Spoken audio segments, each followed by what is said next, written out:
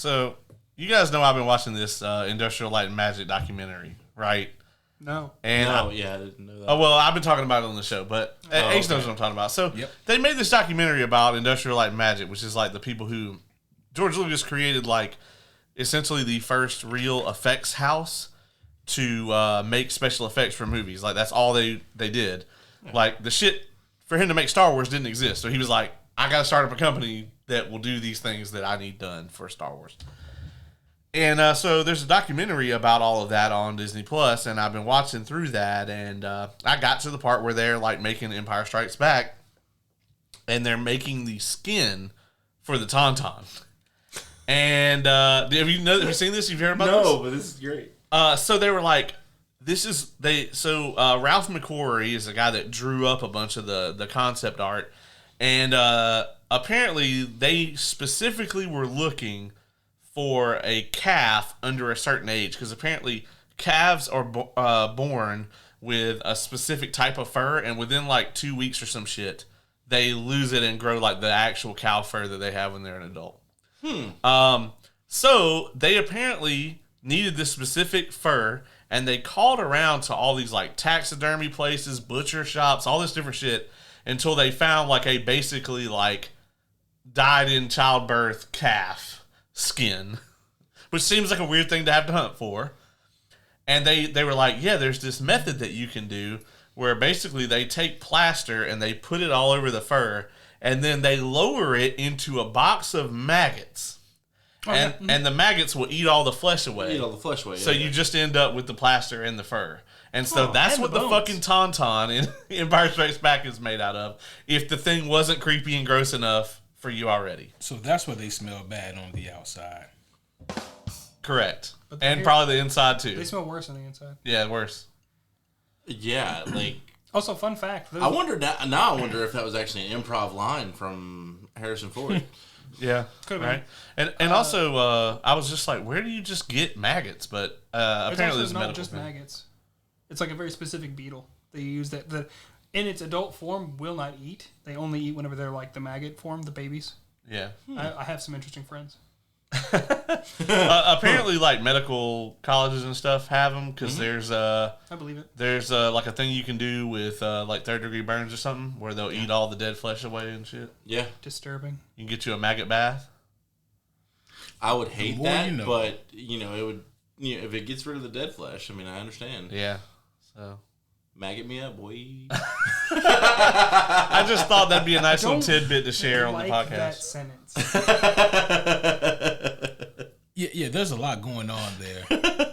Can we go back to having the sound feedback? I think that was more enjoyable. It's like it'll be like Snow Flame's like sidekick, Maggot Boy. Maggot boy. And he says, "Maggot me up, boy." Can he It's die? his catchphrase. Holy shit. This was great to start this podcast. And you asked me if I was going to be the problem. Best cold open ever. Yep. I never forget. And listen, he has no reason to watch this review because he doesn't even like this movie. I'll never forget the worst cold open in Superhero Homie podcast history. And by the way, this podcast will be 8 years old this year. That's a lot of cold opens. There's Give a lot that of cheer. cold Give that cheer, Oh, man. yeah. Yeah. I thought, yeah. I mean, yeah. It would be 8. It's gonna be old enough to drink and drive. Yeah. That's crazy. It's old enough for R. Kelly to fuck it. Oh, no. Well, it's been lovely, guys. I think I'm going to go home. Hey, boy, you know what? We're just gonna. Okay. What were you going to say, Ace? Oh yeah, thank you, Dylan.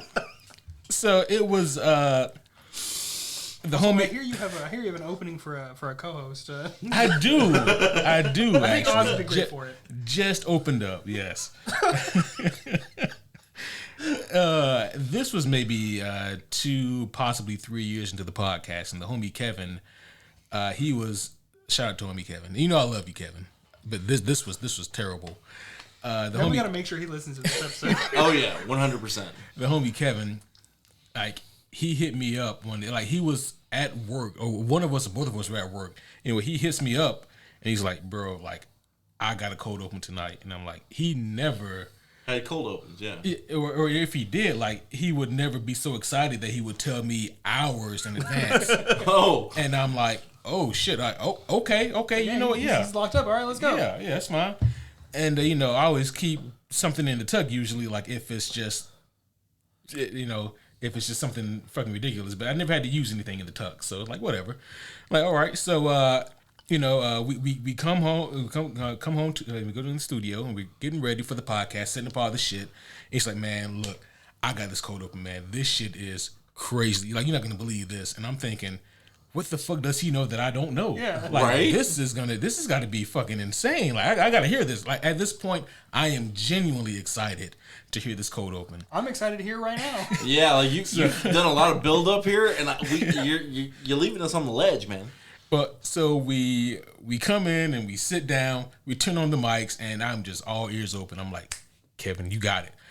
And he goes, he's so fucking excited. He goes, man, listen, I was at work today, and this guy came in, like this customer comes in, right? And I'm like, oh yeah, okay. I'm thinking, who does this guy work for? Does he work for fucking Lucasfilm? Does he work for Marvel Disney? We're like, who is this guy? He's cool as shit. Yeah. And he goes, and this guy, get this, his first name was the same as his last name. If I can find that episode, I will put it in the show description so you can hear the pregnant pause between what Kevin said. And now, as the host of this here fine establishment, I had two options. I could either option A on the podcast say, Kevin, what the fuck was this? Are you trolling me right now? Like, there's no way that this was your cold open. Or option B, maybe I can come up with something on the fly and cover this shit up, and we can get to the episode. So after you chose B, what happened? Yeah. So I chose B because I was like, you know what? Maybe it's just better that We just let it go. we let it go, and I will be sure to do the cold opens. Indefinitely. Indefinitely, and thankfully, the homie Caleb here hasn't pulled any cold opens quite to that nature. No, at least there was no like stunned pause. There is like stifled laughter and what the fucks, but it's always been interesting. Yeah, I mean, like the time I pulled out the Hot Ones Pringles on him, Yep. and had him try one on air as the cold open. It was a hot open. Speaking of silly names, though, I actually keep a small book at work full of names, because we have to print labels out for each phone we send out, each device. If it's a silly name, it goes in the book. We've got like 3 pages. Now, see, that's appropriate. You know what's not appropriate? For you to be like, Q, for tonight when we talk about Fantastic Four: Rise of the Silver Surfer, I got a cold open. I'm like, oh shit, Dylan has a cold open. And I just You pull know out the now book. you're laying this Read challenge down, and it to make a worse cold open. Yeah. The second he started it, the show's gonna happen. I'm not gonna participate. I'll be honest. I've listened to every episode of this show, and I was sitting here with bated breath trying to figure out which one of Kevin's cold opens this was going to be about. It just had. Do you remember this one? Yeah, Okay. I do. Because there was like I didn't mean to cut you Snowflame off was a again. cold open on one of the episodes back then. It was one of the cold opens of all time. Yeah, It was as cold as a dead body. Yeah, Kevin, buddy, you know I love you. You're a tremendous co-host. I don't know what the fuck got into you that day, though. I can just see Kevin being super excited He about was that. so though. hype. Yeah, about his name this. was Jake. Yeah, and then like you guys know the stern Kevin face that he makes. Like, Oh no, I heard Oh it. no, I heard it just a Oh bit. no. It'll be all right. it would be good. Maybe just nobody move for the next 2 hours. Yeah, I'm not that'll gonna work. touch the table. Yeah. That being said, we do have something to actually review here tonight, right? That we do. We are actually here for things other than bullshittery, believe it or not. This is, I guess, entry number 3 in our Fantastic Four movie review. We started off by watching and reviewing the original 1994, right? Yeah, 1994. Back in 94. Back in 94. The original unreleased Fantastic Four movie. You guys can find that if you're careful enough, if you have Caleb. And then we watched and reviewed the 2005 Fantastic Four movie, and now we're reviewing the sequel, Rise of the Silver Surfer. In a few weeks, we'll be reviewing Fan4stick, the movie that came out in 2015, and then, of course, we'll be reviewing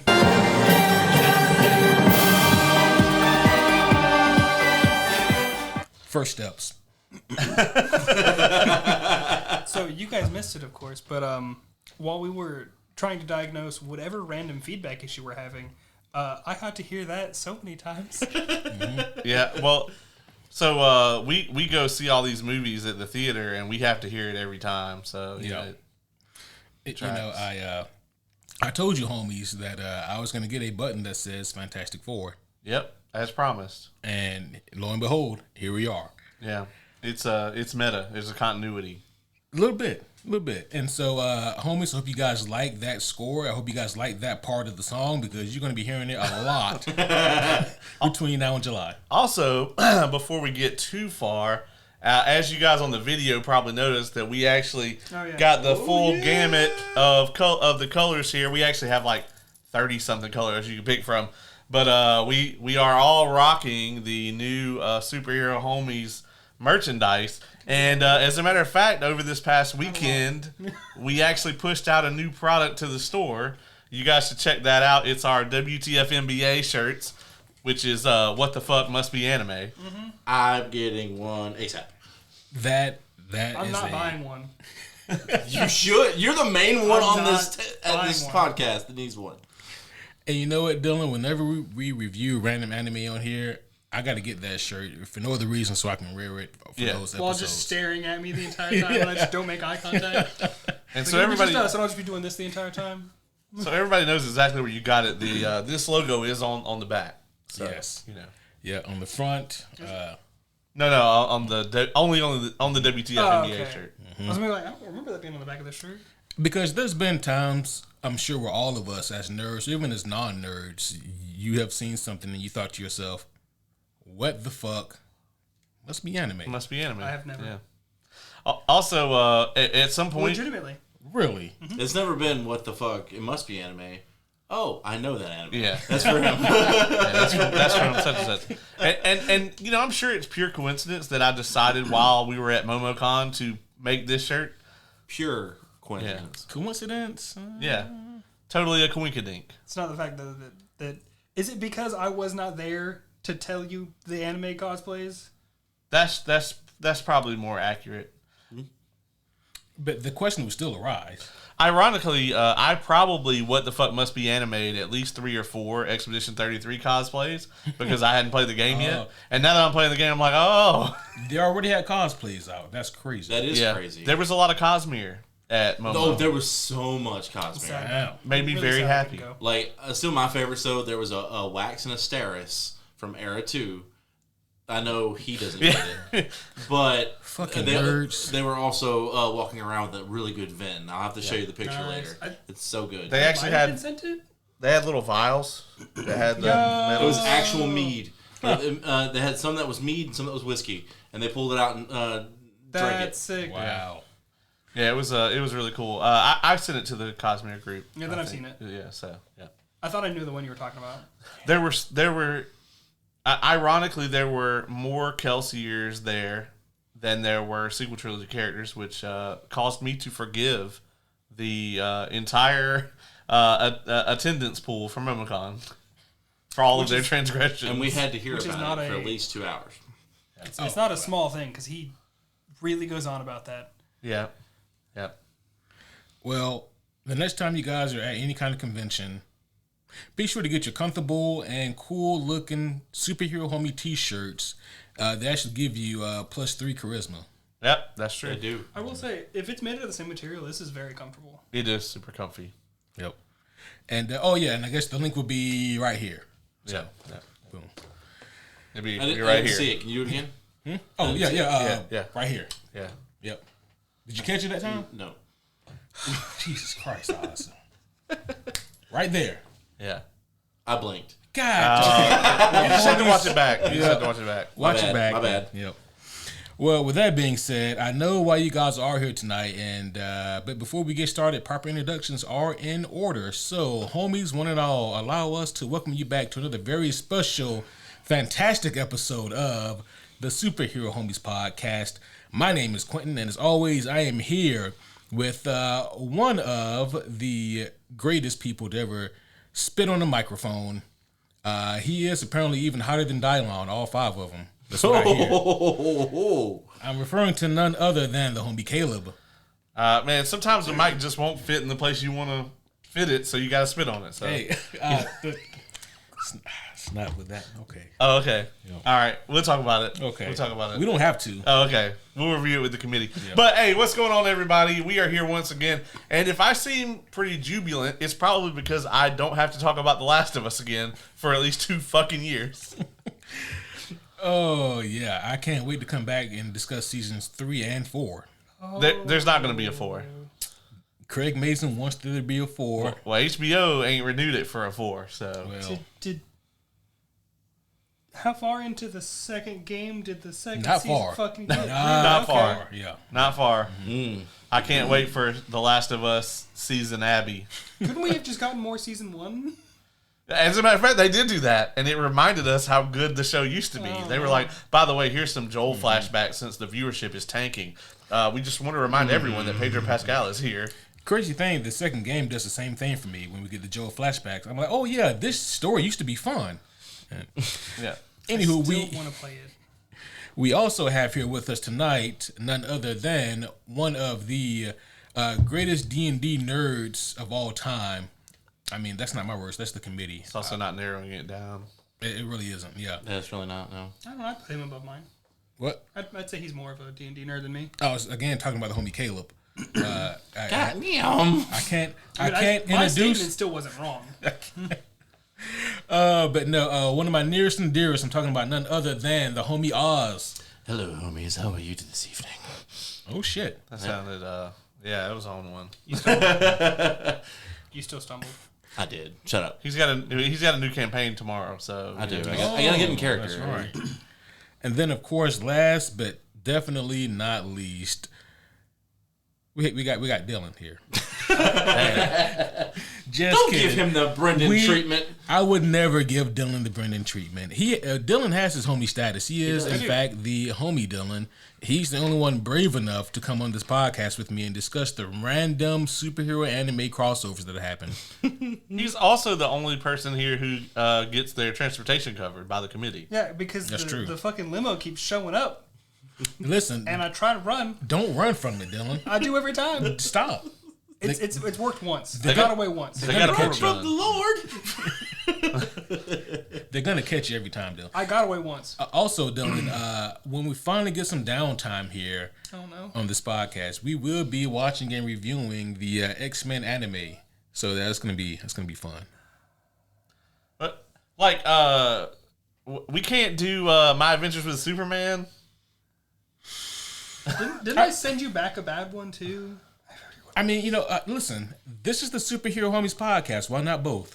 Yeah, I mean, I actually would want to come on that one. I think we Well, should. you're the co-host. You're stuck following all of them now. Actually, I think we should maybe do that X-Men one in January-ish, so that my token will have refreshed. Oh, You used it real early, my guy. Oh, I still feel like I made a great choice. yeah. Caleb used his token to avoid Batman Ninja 2. I don't think it was a great use, actually. I think it was an amazing use, and the reason I know that it was is because I've seen the first one. I think I was talking to you, Caleb, off mic about this, but I was like, I know that movie was so convoluted and so hard to follow because when I was making clips, I couldn't find anything that made any sense. The first one or the second one? More so the second one. Because we weren't on video yet when we did the first one. Yeah, I couldn't but remember what that was. the second one, I was like, there's nothing here that I can make contextually work. It's just all random bullshit. Speaking of, As was the movie. have we pissed off anybody lately? Is anybody popped off? Oh, there's always something going on. Let me think of. Oh, we had someone pop off at our Andor review. Oh no. Yeah, I'm trying to remember what was said. It was somebody went off on some weird tangent about how a lot of the dialogue was lifted from like a World War II era movie or some shit. I don't know. I haven't heard about any. That's such a deep It fucking is. hole. I haven't heard about any plagiarism on Andor. I don't know. I don't really care either, to be honest. Yeah. Okay. Has anything popped off about any of our anime related ones? I mean, out of curiosity. I don't believe so. Does the whole homie group just kind of look at them and go, "Ooh, next episode." Yeah, the people that did like chime in about like the Batman Ninja stuff, they were like, I understand, that checks out. It's just a collection of people being like, "Yeah, I saw it too, but I'm sorry." I posted a clip of you talking about Words of Radiance, and while I didn't understand it, the homies did, and they said stuff. There was a quote. I don't know if I can find it. Something about honor. They said. Oh, yep. Yeah, That's a spoiler, but it's a great I'll say, moment. is it like the quote? It's the quote. The one that It's starts gotta with be. honor? Yeah. Okay. Yeah. Yeah. We'll see what we He can needs do. sunglasses and a skateboard. Yeah, he's got to have sunglasses and a skateboard, which is a way deeper cut. Let's see if you guys want to get in on that one. Yeah. Someone commented on. We were talking about Baldur's Gate. This is from our Perfect 10 episode, I guess. Yeah, had to. No, Lauren was here. No. Not about this quote. Okay. We talked about Baldur's Gate 2 weeks in a row. Yeah, we did. Somebody got it as a. This guy says, got my wife into Baldur's Gate by describing it as a dating sim with combat. I mean, that's not wrong. It's not super wrong. Yeah, that's not terribly off. Matter of fact, I actually got the homie Lauren into Baldur's Gate. Oh yeah, we know. We know. She came on here and was like, for the cold open, I want to talk about what I've been playing. She was like, it's this little obscure number you guys might have heard of.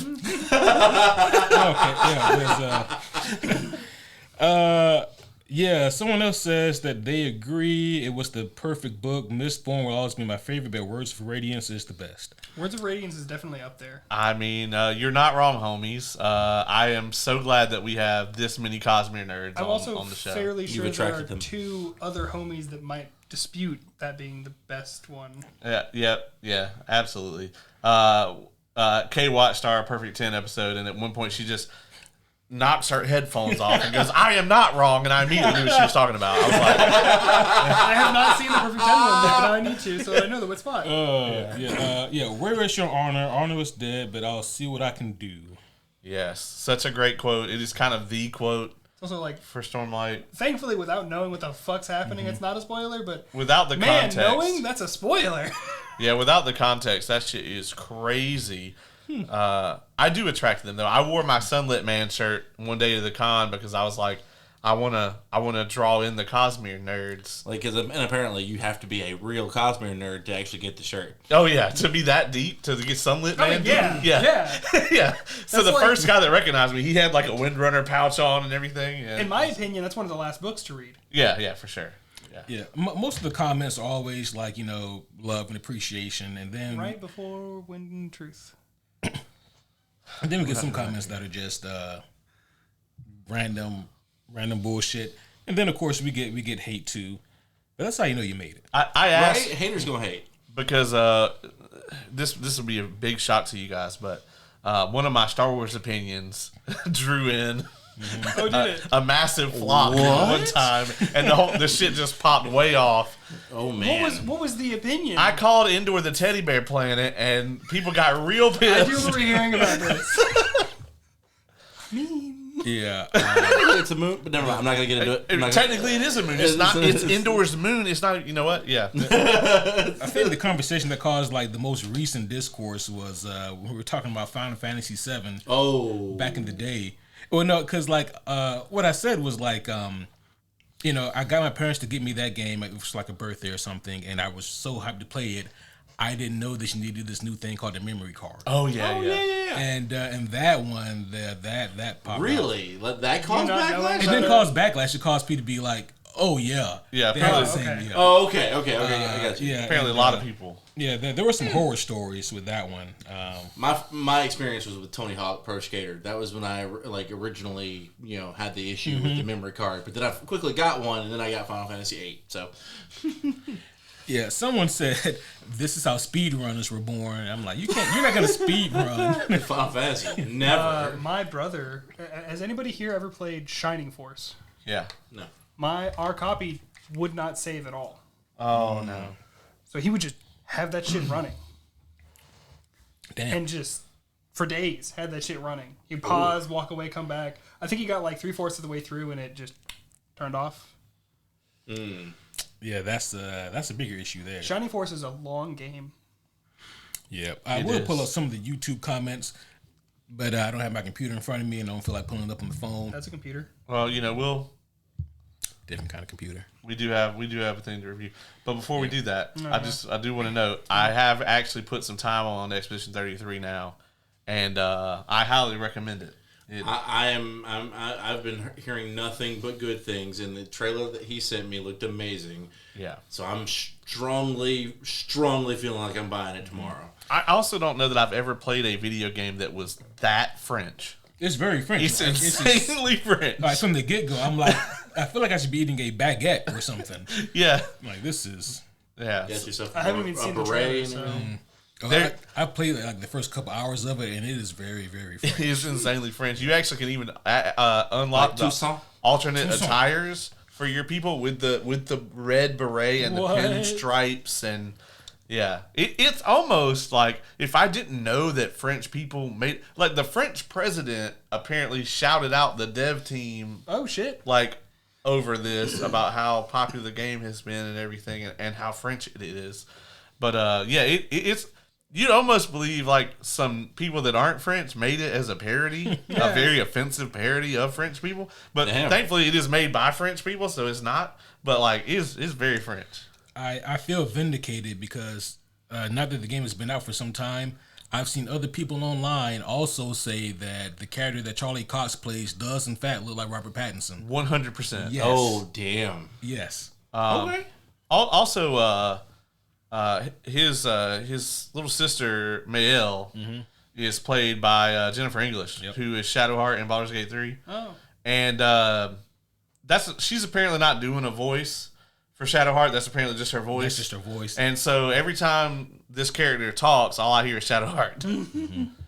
Well, damn. Yep. but it's still amazing, and that's actually my yeah. favorite character in the game. So The studio that made that game, what are they called again? Sandfall Interactive, I think. Yeah, they a cool posted name. It is. they posted a tweet. I think it was like yesterday, and it was like the game has been out for 33 days, and I think it accumulated like 33 million players. Oh my And god, they that's were like- amazing. Yeah, and they were like, we can't make this shit up. That's fucking great. Yeah. Good on them. Yeah, very serendipitous. A lot of people actually were mad because the Oblivion remaster, like, Microsoft shadow dropped it like the same day Expedition 33 came out. But Expedition 33, I think right now has a higher player count than Oblivion remaster does, which is crazy. It's still Oblivion. Yeah, right. Yeah, it's still a bad game, but we don't have to go into that. I never got to play Oblivion, but when I saw him playing it, I did want to play it, so I can't say nothing. It's an insanely I'm probably gonna end up getting it, but so, like, the game now, it looks and feels exactly like you would want a next gen Elder Scrolls to look and feel. It's just still Oblivion under that. So, like, all the myriad problems that Oblivion has, it still has most of those problems. I will say when I went, to so my relationship with Oblivion was like I played Skyrim first. That was my first Elder Scrolls game, and then I was like, I hear Oblivion's good. I'm gonna go back and play it. I have an Xbox a 360. lot of people did that. I tried, and then the leveling system just ruined every bit of that for me. And I'm like, what do you mean I have to stay in this little bubble? No, I want to do everything. Yeah. Yeah. Even if I do end up just being a stealth archer. The level system was bad. Even when it came out, it was bad. Well, what also is bad is this movie that we're about to review. 30 minutes later. Yeah. 30 I was minutes wondering. into this thing, yeah. So that being said, homies, we hope that you are prepared. We're here tonight to discuss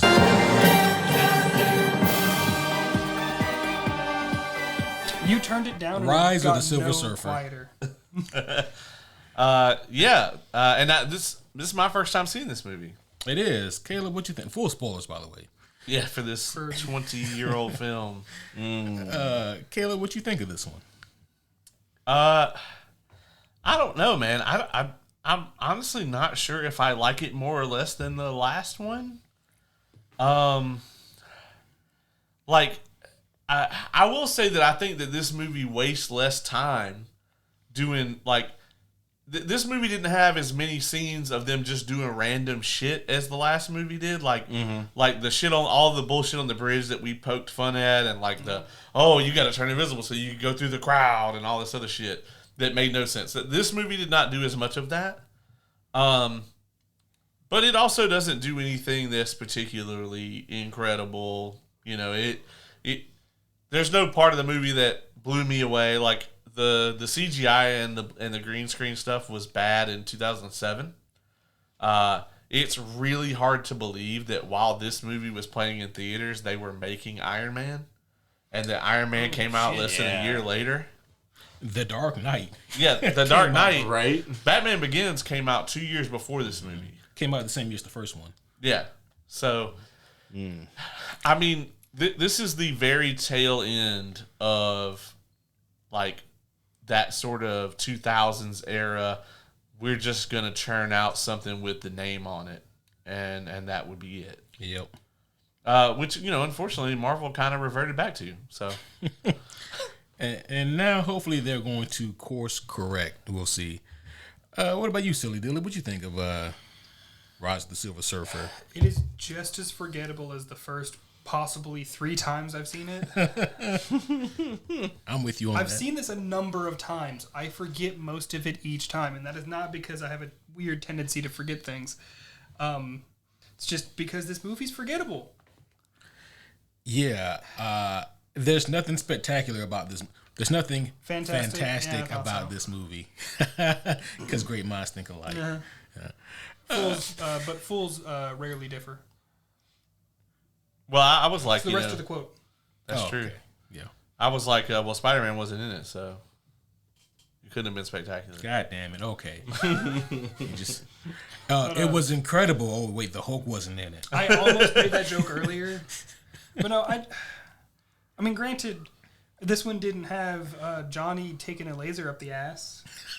Does that make it better or worse? I don't know. Okay. At this point, I actually read a news story earlier. Apparently, like, yeah, why is that segued into this? it is. You'll understand in just a second. I don't Apparently, ever want to. apparently, like some Chinese scientists like managed to like hit hit a satellite that was in orbit around the moon with a laser, and this was like a news story. And I was like, but can they hit Johnny Storm with that bitch?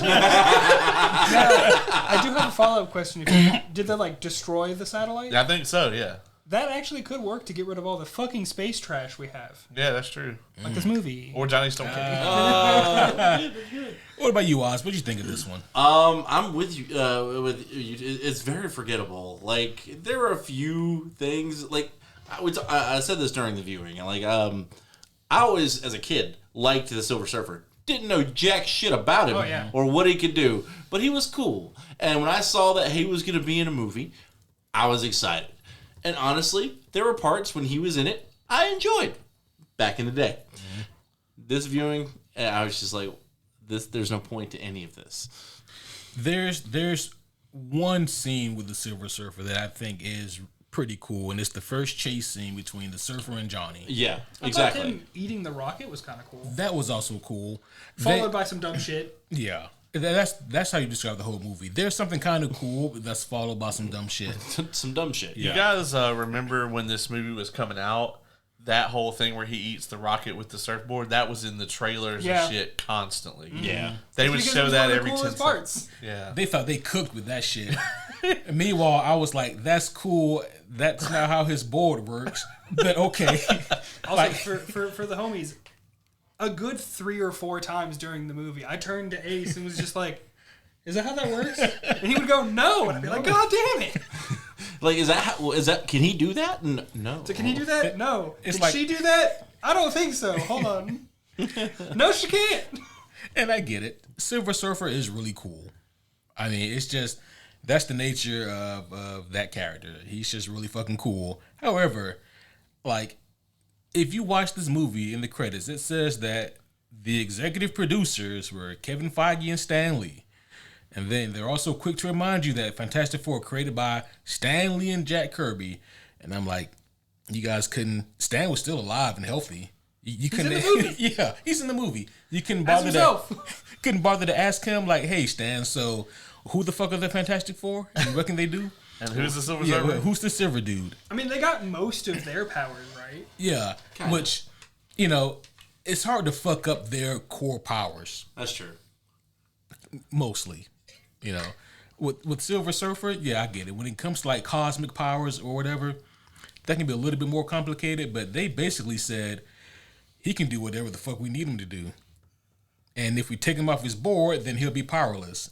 And I'm like, that's that- not how any of this works. I asked you at that moment, does that work on him? And you go, no, it doesn't matter.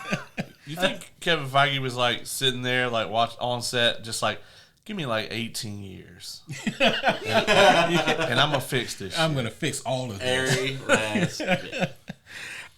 Here's a fun fact for you guys, and I'll be full of these for this kind of movie. But the Silver Surfer, after years, they finally gave his board a name, and I don't believe that Jack Kirby came up with this. I think it came as a result of what Stan and Jack would always do. His board's name is To Me, because back in the day, Silver Surfer would always say, "To me, my board." Oh my god! This, I mean, are we gonna name the X-Men that too? Because Xavier says, "To me, my X-Men." That's true. Yeah. No, he's just gonna say it one of those times in the fucking Silver And the Surfer's Silver gonna Surfer's show up. like, what the fuck? Hey, why you summon just my like, no, board, stop, dog? stop. Yeah, like I'm just chilling, man. Like I was just kind of floating through Gamma 5 over I here. did, I did forget to ask it at the time, but can he just fucking go into his board fully? No, I've never seen that. Okay. They thought that he was the same thing as like the Liquid Terminator from T2. I'm not. mean, Like, you look the don't get me same. wrong. It was a cool effect. It was. However, yeah, no, like this doesn't make any sense. No. Which also, he can't catch rockets like that. No, I mean, in reality, a rocket would hit him if he decided not to move, and he would just eat it. I mean, not that way. Yeah, but Not Galactus way. not Galactus way, or not the way he ate it in this movie. Did anybody actually hit the Silver Surfer in this until he got depowered? Oh wow, No. no one never laid a hand on him, huh? The closest was Johnny grabbing the board. Yeah, And he paid for that. No, Johnny didn't grab the board until the very to end the very end. when he pushed it up. Oh yeah. Yeah, Oh, no. it's He got close to him. Yeah, in the He got close to him, and then and Silver then Surfer Silver Surfer sur- decided to slow down and grab him. Yeah. Well, Doom hit him with some of his Palpatine lightning. Oh, and yeah. he That was got after. immediately yeeted. Oh yeah, no, he just got mad at that. Yeah. He was like, So I guess he did take a hit, and I think maybe Johnny might have hit him with a fireball. It's like, why you hit me, motherfucker? yeah. Actually, I don't even Yeah, think Johnny ever did hit him. I don't think Johnny did either. But when Doom hit Surfer, and Doom immediately knew he fucked up. All you see is this, but you saw so much emotion. Just oh fuck. and homies, like the shit that the Surfer hit Doom with, I don't know. Can I don't you know do what that it in was. the comics? He can do a lot in the comics. I've never seen him do that. Dematerialize and then also push him back and then Yes. reform him. Yeah, yeah, that's insane. That's rematerializing. He went full Dr. Manhattan on his ass. He did.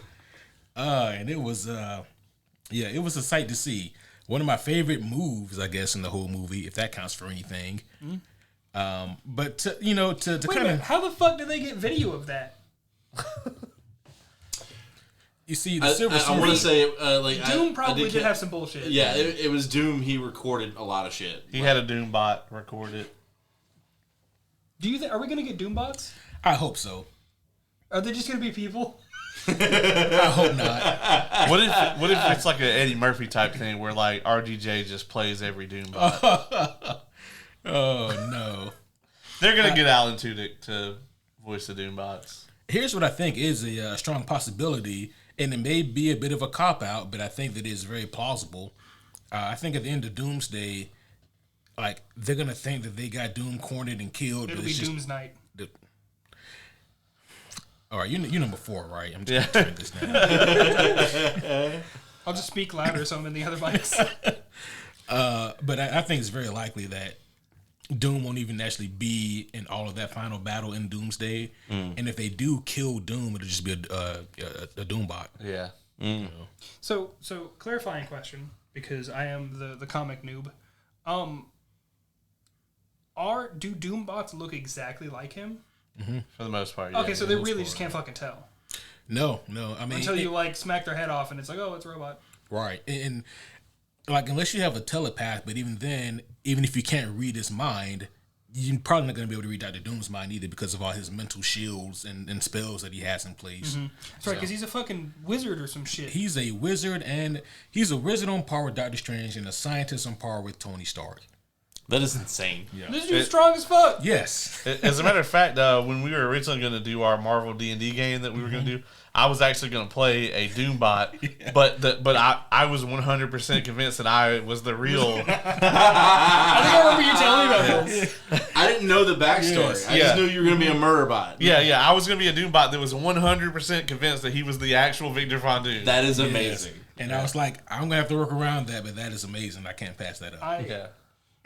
I remember every time we talk about Doom, I keep thinking about the fact that isn't Kang the Conqueror a deep descendant of both Reed and Doom? That is the leading theory, yeah, that he is related to either one or both of them somehow. Yeah.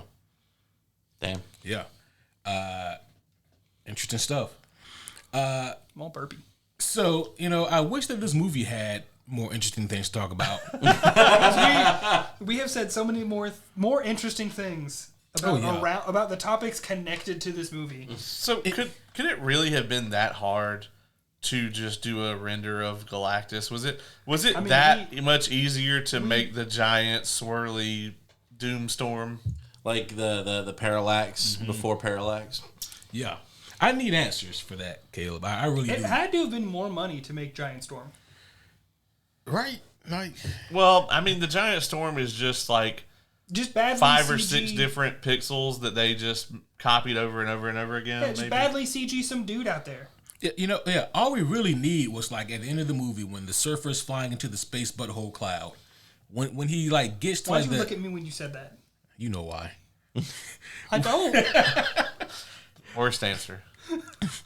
But when the surfer, when he gets there, all they really had to do was like amongst like the thunder and lightning that was going off and that was illuminating the clouds, just show a quick silhouette of what clearly is Galactus. Yeah. And I feel like they almost tried to, but then they're like halfway through, they're like, "No, we can't do that. Cover it." I feel like they had one guy whose job was to do that, and they were like, "Hey Doug, you know what Galactus looks like, right?" He's like, "Yeah, Totally. Yeah, so much. Yeah. Oh shit! I was supposed to make it look like Galactus. Oh my god. He's like I can totally draw Galactus. What the fuck is Galactus?" It's like that's He just asked some kid. right. Oh shit! He drew like Tony the Tiger or Right. some shit. They're like, okay, well, if we put a bunch of opaque fucking bullshit in front of that, It'll be fine. Yeah. All right. But speaking of Galactus, right? Like if you don't know anything about like Silver Surfer or Galactus, I did not at the time. Yeah, okay, but you still don't. yeah, you watch this movie and you're I like, know more about them actually now. It's not like Yeah. when I was first watching this. I knew fuck all. so, and it's like, what are you supposed to take away from this if you're a casual viewer and you watch this movie? Like, the comic book nerds were disappointed because there really is no Galactus and Silver Surfer. He's there for like 1 or 2 cool moments and that's it. Did they ever even actually say Galactus in the movie? No, they called him the Destroyer, right? Yeah. Yeah. Or the yeah. Devourer, I The thought. Devourer. Yeah. Well, yeah. Devourer. But that's all we get, and they just Did they think they were gonna get a third movie? Maybe. I don't know. But I will say, we do have to bring up the fact that the Fantastic Four were utterly irrelevant in this movie. Oh, entirely. Yeah. Like, they had no, like, the only kind of thing is Sue's kind of relationship that she broke through to the Silver Surfer. But By having tits. by having tits, Yep. Those do help. I'm just like, ultimately, it's kind of like Raiders of the Lost Ark. You know, like how Indiana Jones is irrelevant to the story. Oh wow. I think he's just trying to cause another comment like stir. That's what that seems like. I'm just saying. That's a bit of a hot take, but I'm with you though. The Nazis still find the Ark, and everybody dies. That's a way to put it, I guess. Side note, I do need to watch that movie again. It's been a long time. I'm just saying. But like anyway, like the Fantastic Four were utterly irrelevant, and the only real they were comic relief in their own movie. Except they just made me mad.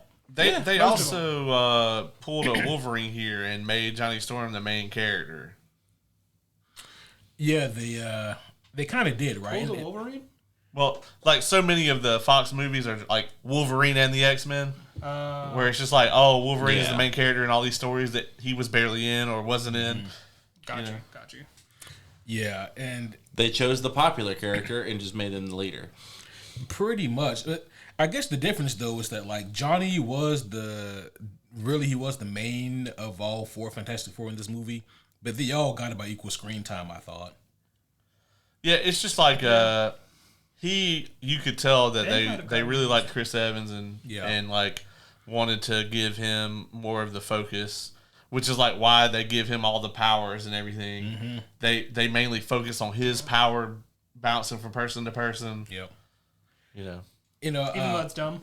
it's very dumb. And you know, I didn't even realize this until just tonight watching it, but that was really like the whole crux of the movie is having Johnny eventually being able to utilize all four members of the team's powers. And then it hit me like they could have just used Super Scroll, kept Silver Surfer and Galactus out of this to avoid the embarrassment. Yeah. And just use Super Scroll as the villain. I mean, it would have been way cooler. But he's not as cool as the Silver Surfer. While this is true, seeing a giant swole ass green scroll wreck they shit would be way more interesting than any of the fight scenes that we got in Oh, that's either just of these movies. that's just out of the budget, man. Like, we can't afford that. God damn it! Also, Amelia Clark was busy in 2007. Listen, she can stay busy. Nothing against her, man, but I don't need to see anything from Secret Invasion on my TV screen. Yeah. Just to let you know, they let her absorb like the powers of every Avenger, like a couple of villains, and then they're just like, I'm sure this is fine, and then she just leaves. The fuck? Yeah. It's very bizarre. She's a super Skrull, essentially. Yeah, she becomes like a super duper scroll. Yeah, like Ultra Instinct Skrull. It's really fucking wild. And also, her character is a straight up villain in the comic books, but that's neither here nor there. Who cares? From villain to plot device. Oh shit! That should be a segment on the show. There's too many of those for Yeah. us to go through. We don't have enough episodes. This movie starts out with Reed and Sue really wanting to get their wedding off, and No. Sue wanted to get the wedding off. Reed wanted to work. Yeah. And do the Shepherd Shuffle with a bunch of Jezebels. Because they're a terrible fucking couple. They really are. There's no chemistry at all. No. Like, we all kind of pointed this out. Like, it was like Johnny and Ben's relationship was way more Oh, yeah. intriguing than Sue and Reed's. And healthier. yeah, Right? Somehow. I can believe that like Chris Evans and Michael Chiklis, they probably had beers offset together. Oh, yeah. They were definitely homies. Yeah. They were also definitely the pranksters on the set. Oh, yeah. Sure. For sure. Yeah. Some of the shit I've heard from the other Avengers about Chris Evans, like, Oh, yeah? oh yeah, That's fucking great. But like Eon, I guess that's how you say the guy's name who plays Reed. His first name, Yeah. it's like Ioan, something like that. But him and yeah, it's just like Stone? it's the noise that I make when I wake up in the morning. You're just like, But him and Jessica Alba, like Caleb said, they got zero chemistry. Like I never believed their relationship. Honestly, I don't believe they're acting. Like either of them. Like Reed, I can kind of like I guess I whatever. Whatever his name is, the guy who plays Reed, I believe he can portray a smart individual. A little bit, but anything beyond that little bit, I don't believe the rest of it. How should it be pronounced like Owen or some shit? I wow. believe him as an awkward guy. Yeah. Like he definitely comes across as like, lives in his computer, doesn't really know how to interact with other people. Like that comes across fine. The thing to me is like That's Michael Chiklis. the competence. He doesn't come across as competent as he should. I think it's a little better in this movie than it is in the last movie, but Isn't that an issue with every portrayal of him, of Reed? So and far. everyone, he's just kind of fucking useless. yeah, all of them are from the realities where he's a C student. Which is weird. Why does this keep happening? Except for the 94, which yet again I think has the best. He's a sociopath. He definitely dealt with shit the best, but he's a fucking sociopath. 100%. Well, yeah. I mean, Look at me. Like homies, that's if Doom. you guys, I know. I was if you guys watch the '94 Fantastic Four movie, you will see that Reed Richards, by the end of the movie, he's checked out. he is. He's done. He's not quite Carrie Fisher in the Holiday Special, but they just didn't have enough money to buy that much coke. Yeah, I was gonna say, I wish he had cocaine. He might have expressed more. He's just got mean mug the entire Yeah. end of the movie. But anyway, I actually think Reed is portrayed a little better in this one Yeah. than Sue. I agree. Sue, it's like, and I'm not going to be mean and put it all on Jessica Alba, even though she does deserve a lot of the criticism here. I'm also going to put it on the directing and the writing. Like, they definitely just use her as eye candy, and they once again, and they downplay like all of her actual good qualities, like being a good fucking human being, being somebody who can bring Reed down to earth and remind him that sometimes, morality should override your logical database. You know what I mean? Like Instead, they made her kind of No. They just kind of made her bitchy. Yeah. Like the entire movie, and I'm like, really? Like, and it was definitely that that stereotype of like the woman asks the guy the question, gives him 1 second to answer, and then immediately gets pissed at him for not answering it correctly. Except for the one time she asks a question, he answers it. She just pauses more, and he goes, "All right, cool." Starts to leave, and she force field makes him turn around. Like, no, you had a whole 3 seconds to say literally anything. Yeah. Yeah, that relationship is toxic. Mm-hmm. I think even worse than that though is like she asked leading questions, fishing for a specific response. Reed has enough emotional intelligence to pick up on what she's putting down, and he gives the response that she's fishing for, but that's just a bait and switch. She didn't want that response. She wants a different response. Like, that's a lot of what goes on in this movie too. Yeah. Let's talk about the biggest crime of this movie, which is the downgrade in Jimmy's screen time. Oh my gosh. Homies. Is that what you were just looking up his name? Yeah. Fuck. So Jimmy, not only was Jimmy in the first, and only was he in the 2005 Fantastic Four movie, but we spent probably a solid 15 minutes talking about him on this podcast. Yeah. He survived the attack with Dr. Doom. He's the doorman at the Baxter Building, and he's doing his job in the third act of that movie. And this is at the end of the 2005 Fantastic Four movie, and Doom is trying to hunt the Fantastic Four. On his way out, Says the dude by name. yeah, What does he say? I Like, think He's it's like, "Hey, Jimmy." No, he says. I think he says like. Oh, you mean Victor says Yeah. his name? Yeah. He's just like, 'Cause "Hey, he's Jimmy," trying to and then check just on- fucking God. Because he's trying to check on Victor. He's like, Mr. Von Doom, are you doing all right? yeah. and Bladau. He's like, I'm a doctor, motherfucker. Blah-blah. And if y'all saw the way that Jimmy got hit with that fucking Palpatine lightning, and the way he goes flying through the door of the Baxter Building, we all knew he was dead. Yeah, the way you Yeah. see him land and all that, I think, no, that dude's not getting back up. He's done. And not only that, he seems like he still works there. He still works there, Yeah. and he's yeah, alive like- and well. We definitely popped for him when we saw him on the screen. I was like, holy shit, it's Jimmy! I think, did you say it first? You're like, is that the same guy? Yes, is that the And I was same like, there's dude? no way. And we rewound it and looked again and was like, holy shit. And the biggest crime of this movie is in the original movie in the 2005, he's credited in the credits as his full name, Jimmy O'Houlihan. Whereas Strong last in name. this one, they downgraded him to just Baxter Building doorman. Oh, How fucking dare you? You know, that's why I had issues. Yeah, That's why I Baxter had issues Building with the movie. doorman. If he What the fuck? was given his proper respect, he would have walked out there and stopped it all. absolutely. Yeah. Listen, if he can just tank, he's a normal dude. If he can just tank a hit like that from Doom, I think he's a god. he might be. Justice for Jimmy. Justice for Jimmy. Yeah, hashtag All right. justice for Jimmy. He's just Loki this whole time. Holy shit. Or he's I think it was Gargoyles, the lawyer, who's like a fucking trickster god the entire time. boy, Yeah. that's a He's just throwback. that. that That is a is. throwback.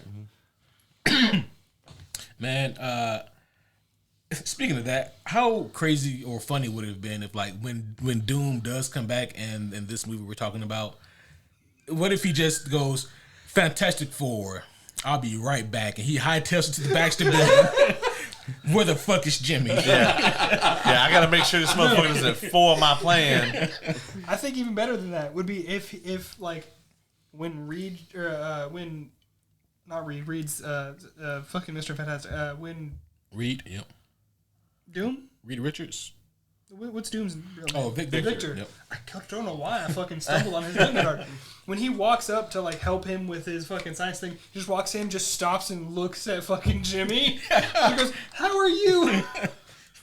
That was a good moment. Jimmy just goes, I am powerful beyond your imagination. It's like, go play with your That's little toys. the end credit scene right there. Just Jimmy in a chair, just slowly, the slow turn. Yeah.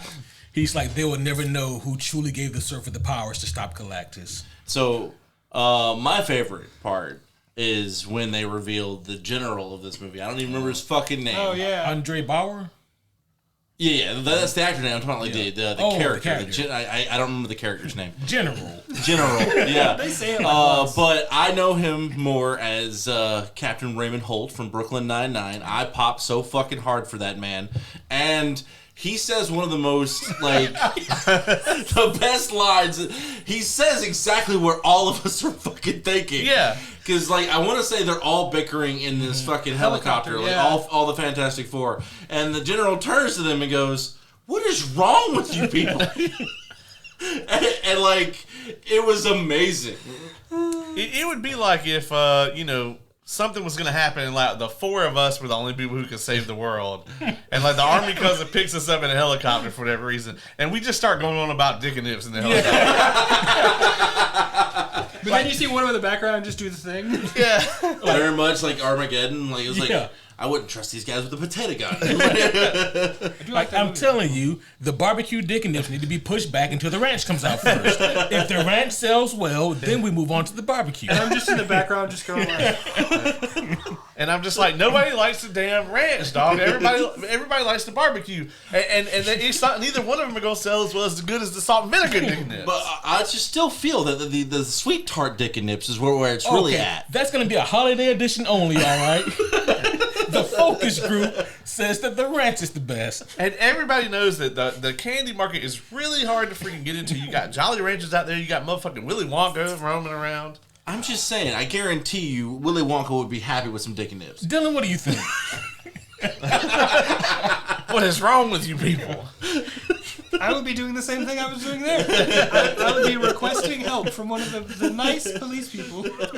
Or army people, sorry. That's got to be the next piece of merch, by the way, is we have to find a clever way to make Dick and Nips Yes. merch without, Yeah. without issues. without problems. There's a way. Even if we have to misspell, even if we have to spell it DIC-NYPS. We'll just do like a eggplant and then With the nipple on it? yeah. Oh no, we do like an eggplant and then like a plus sign and then like the nipple from like a baby bottle. Oh, yeah. We also know? need to get a Brotherfuck shirt. Yeah, we do. See, that's gonna be really difficult. Yes. No, it's not. Like, we would literally, all we'd have to do is just do a triangle. Like, Oh yeah. Oh, it can be like a Pink Floyd homage. Yeah. exactly. Homies, if you don't know what Dick and Nips is, go back and listen to our Deadpool and review. Or Deadpool Wolverine Wolverine review. review, yeah. And then the Dragon Con review. I was about to say, and then the Dragon Con review and how that evolved. It's been a minute since we brought it up on the show, Yeah. so might be a bit of a little deep bit. cut. Oh, boy. I sidetracked us here. We were talking about I'm sure. why. Sorry, no, go ahead. We were talking about why Victor Von Doom shouldn't be in this fucking movie. Yeah, that's also true. Oh, yeah, that's right. I was gonna say a funny little thing. See, we don't see what happens to Victor after he gets like de-servered. Yeah. I'm pretty sure Jimmy's watching him. Oh. He's just sitting there. He's got him tied up or some shit. You know, this movie isn't nearly as clever as it thinks it is, and this movie doesn't think that it's very clever. I was about to say, like, there was nothing clever about this movie other than the one-liners that Johnny gives, and that's about it. You remember the scene when Sue approaches Victor and she's like, "Victor, how did you manage to escape? How did you get free?" And Victor's like, "Wouldn't you like to know?" They never give an explanation. Nope. Yeah, they really don't. No, he just wakes the fuck up. Because apparently they shipped that crate back to his castle Yeah. and just locked him in there. Latveria. Now I will say it alludes to the Silver Surfer like passing by, reawakening him. Yeah. Well, also at the same That's time, it. That's how all the you fuck get. did Victor find the surfer? He had to have been tracking some kind, like, I guess the same shit that Reed was tracking, like the cosmic spikes or whatever. They're supposed to be just as smart. Yeah. In this movie, they're just as dumb. And again, like we made this joke during our watching of this, but they really should have included this in the movie. Like when Victor and Reed are working together, they should have just had random moments when Victor's looking up and goes, "I fucking hate you, dog." You know what I mean? I really fucking hate you. Or at the very least, just like they're typing in because Reed looks at him a few times. He just stops, looks up, bitch. Yeah. Like, that would have been great. Like, I would have loved that. They should have had a scene in this movie where like the Silver Surfer and the Fantastic Four are trying to fight, Surfer Doom, and like Surfer Doom has them all taken out and they're all like laid out and everything, and then all of a sudden fucking Jimmy just comes walking up real slow and he's like, "You doing okay, Mr. Von Doom?" And then they have it out. They have it out here. Yeah. It's a drag out See, battle. we should be working for Marvel right now. They don't even show the fight. Yeah. They just show afterwards him holding Doom up. But Or just Surfer like, in other hand. or just walking around with the helmet in his hand, just Yeah, done. Gotta take out the trash. He just smacks him with the whole fucking door. He's like, "They call me the doorman, bitch." It all checks out because like the Because we Fantastic checked out. Four, they're not just gonna hire anybody for. And that's also their fair, doorman. actually. Yeah. Yeah. They just lucked out that before they were the Fantastic Yeah. Four, they had him. Yeah. They had Which fucking means Jimmy. he knew. He's definitely their Alfred the whole time. for sure. the whole time. The whole time.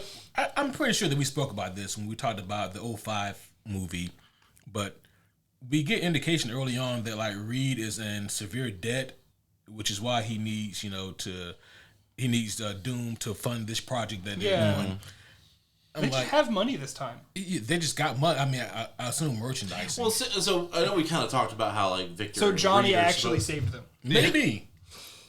I know we talked about how like Reed and Victor are supposed to be about the same intelligence, but the way the was it 2004? No.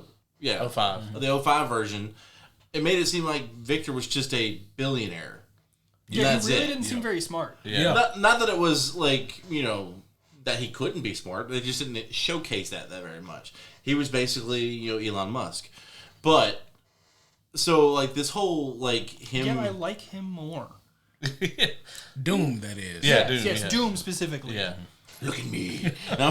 That's very. I was just, like, that popped into my head because I know we talked about it just a few minutes ago. And I was just like, But in this version, he's not as smart. Yeah, so he does seem a little dumber, and also he's bad at being sneaky. Yeah. He's like messing with his little bracelet thing to let him use it, and then whenever fucking Sue walks in, first off, he hasn't locked the door or anything. If there is a door, he makes a joke about knocking. I didn't check. I was laughing about something else, and he just throws like a little napkin on top of it, and it's just like. Mustache twirling villain. Yeah. I think that's a direct quote. Damn near. Can we talk about the creepy ass dude that they had interrogate the Silver Surfer? That was concerning. I was never worried about the surfer until that moment. Yeah. That is the only time where I was like, oh, he needs to not be in there. He's like, we have certain protocols that we have to follow, certain things we can't do to other human beings. Fortunately for us, you're not a human. And he's like doing this the entire time, and whenever he says it, he just like... The surfer was like, Galactus! Yeah. Help me! I think that is the only Like- time I see emotion on the surfer. It looks up. Help me! He looked kind of like Kane when he tortured Shane McMahon that one time. Oh, yeah. Yeah. Oh, no. But that does segue into the part I was curious if we would bring up at all, and I'm not going to let you guys not bring this up with how many times you fucking said it during the movie. So I believe it was whenever Speaking of Sue digging shows nips. up when she's like sneaks in because no one's going to keep track of the invisible fucking person. I know.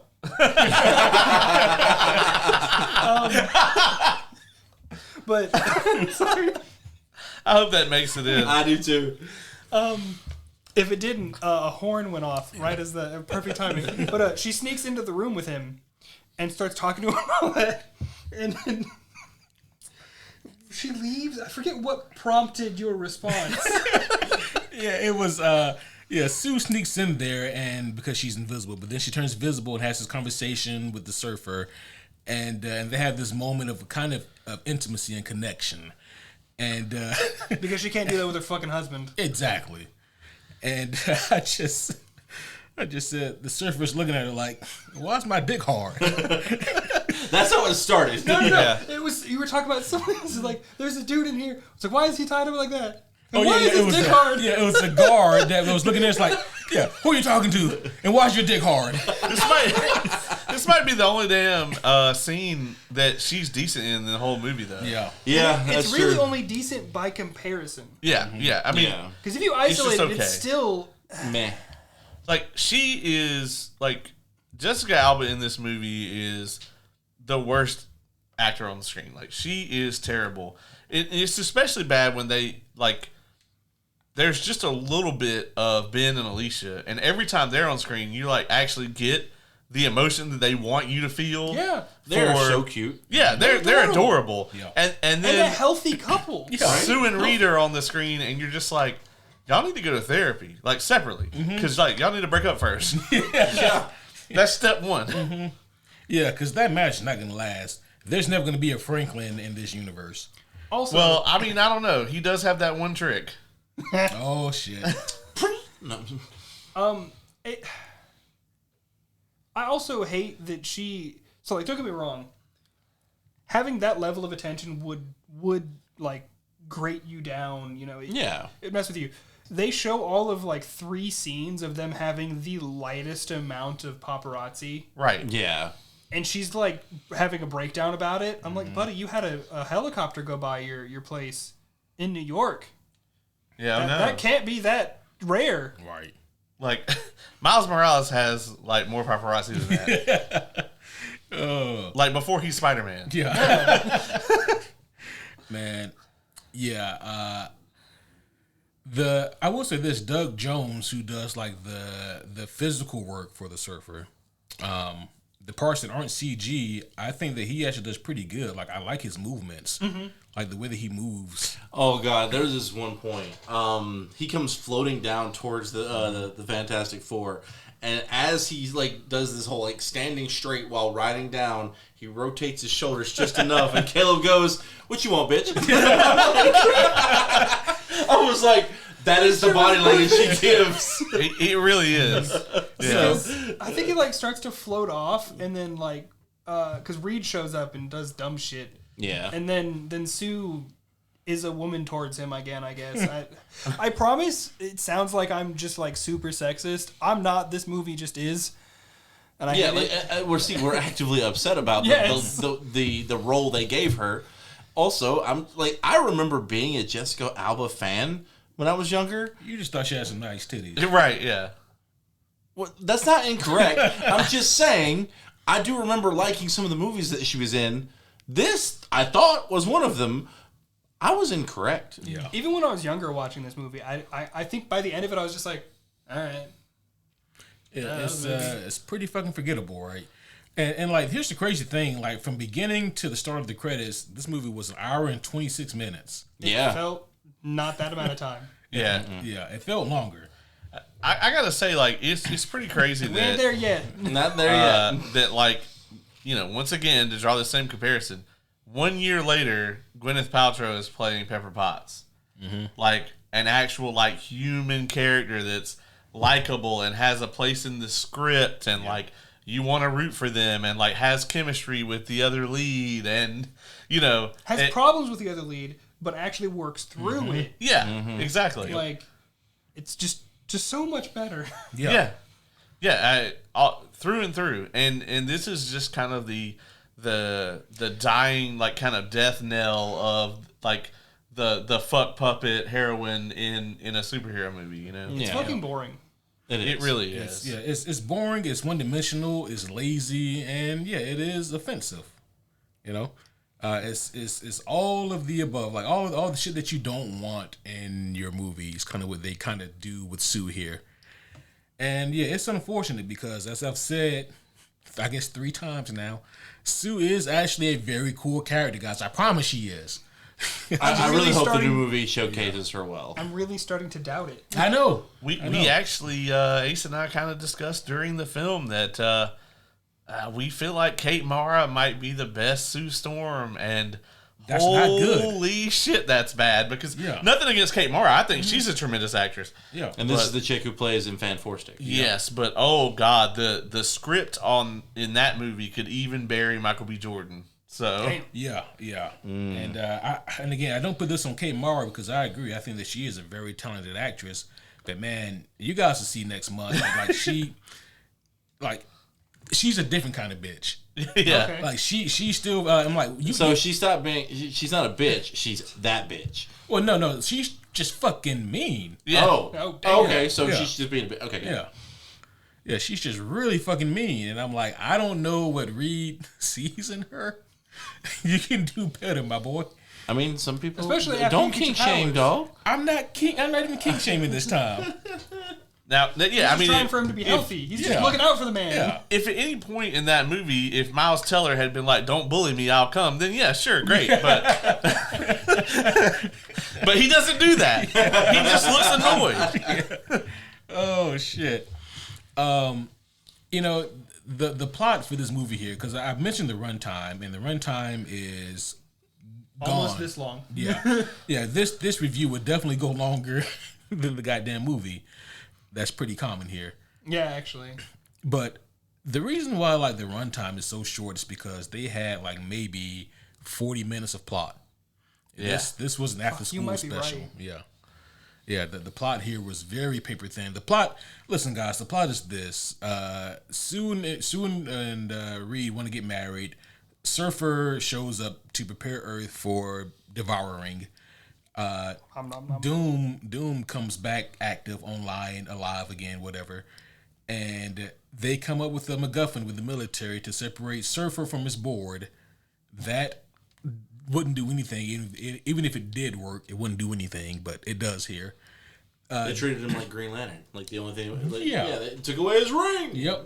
And which again, like a Green Lantern can just summon the ring. Exactly. Yeah. But At least that had a little bit of comic reference to it, because like Batman does steal it in does. War, and which is hilarious. yeah. Isn't there a comic where he just like paints everything fucking yellow?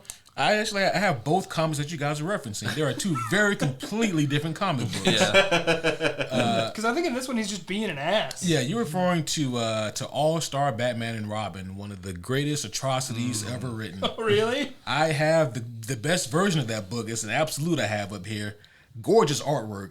However, the story is absolute batshit Nope, that's why. dog shit. So Bad shit, dog shit. Batshit dog shit. to sum it up, Frank Miller made a sequel to Dark Knight Returns, and it's dog shit. And then, in order to solidify his dog shit, he went back and made an earlier run to try to justify the dog shit, and it's like one of the most hated comics of all time. Oh shit, you have an absolute The Killing Joke? I do. Nice. And Three Jokers. Yeah, that's the next one. I don't know the Three Jokers, but I do know Killing Joke. Sorry, I'm going to turn around before I get more sidetracked. But yeah, continuing on with the plot of this movie here, once they come up with a MacGuffin to separate the surfer from his board, Doom then betrays the government. Surprise, I know. And, Dun, dun, dun. and he takes the surfer's powers by touching the board because apparently that's how it works. With his bracelet? Oh, yep, my bad. Yeah, he had a cool little snazzy No, lighting up your bracelet. Power Rangers Turbo morpher. And then he becomes Superior Surfer Doom. And I makes mean, the surfboard darker. Like Cosmic Green Goblin is what he became. He really looks like it. Yes. Holy shit. Like, I really wanted to hear just a laugh and like a bomb. Just It's trying to do. Why'd you go straight Seth Rollins? Because there? that's what he sounds like. I was going to try to do the laugh, but two other people, I couldn't join in on that. You should have. I should have, Do yeah. the thing, man. Yeah, so they separate the surfer from the board. Doom usurps the power, and he becomes Surfer Doom, dude. McBro, man. And he causes chaos. The way he kills the general is That is fucking, gnarly as shit. Yeah. And also, like, the only time he does that. it is because if he did that to the Fantastic Four, there'd be no more movie. Yeah. And so now at this point, they realize they have to work together to stop Doom, and it's a really corny moment here where they paint the picture way too loud, and Johnny says, "Well, I'm fast enough to catch him," and Ben goes, "Well, I can't catch him, but if I could get my hands on him, I'd clobber him." And Reed's like, "I can restrain him or whatever," and like they're all throwing out ideas as to what they could do, and Is Sue dying yet? Yeah, Yeah, she's she's dying dying at this point. Yeah. but Man, somehow they got over that real fast. yeah, well, shit happens. I think Reed was. She was a prob- bitch anyway. Yeah, Reed was probably relieved. He's like, oh, I really need to look sad. He was like, "Oh, we should have got married first. I need the insurance money." But because Johnny is going through this shit, right, and this is some other shit they just made for the movie. Because the surfer touched Johnny, his Put him in powers, Johnny's powers are all out of whack. His powers are now can swap powers with whoever he touched. Yep. I will go ahead and throw this out there. This is a positive for me. Okay. The Silver Surfer was insanely competent. Oh yeah. Yeah. Like, there was no fucking threat to him whatsoever. Anytime he was in any kind of combat scenario, he was always the one in control. Even including, when Johnny caught up to him and he just grabs a hold of him. He's like, "You have fire. I'm just going to take you to outer space where there's no oxygen and then He's drop oh, you." there you go. And I just wanted to throw that out there. That It's a positive. He's like, "Don't touch my board, bro."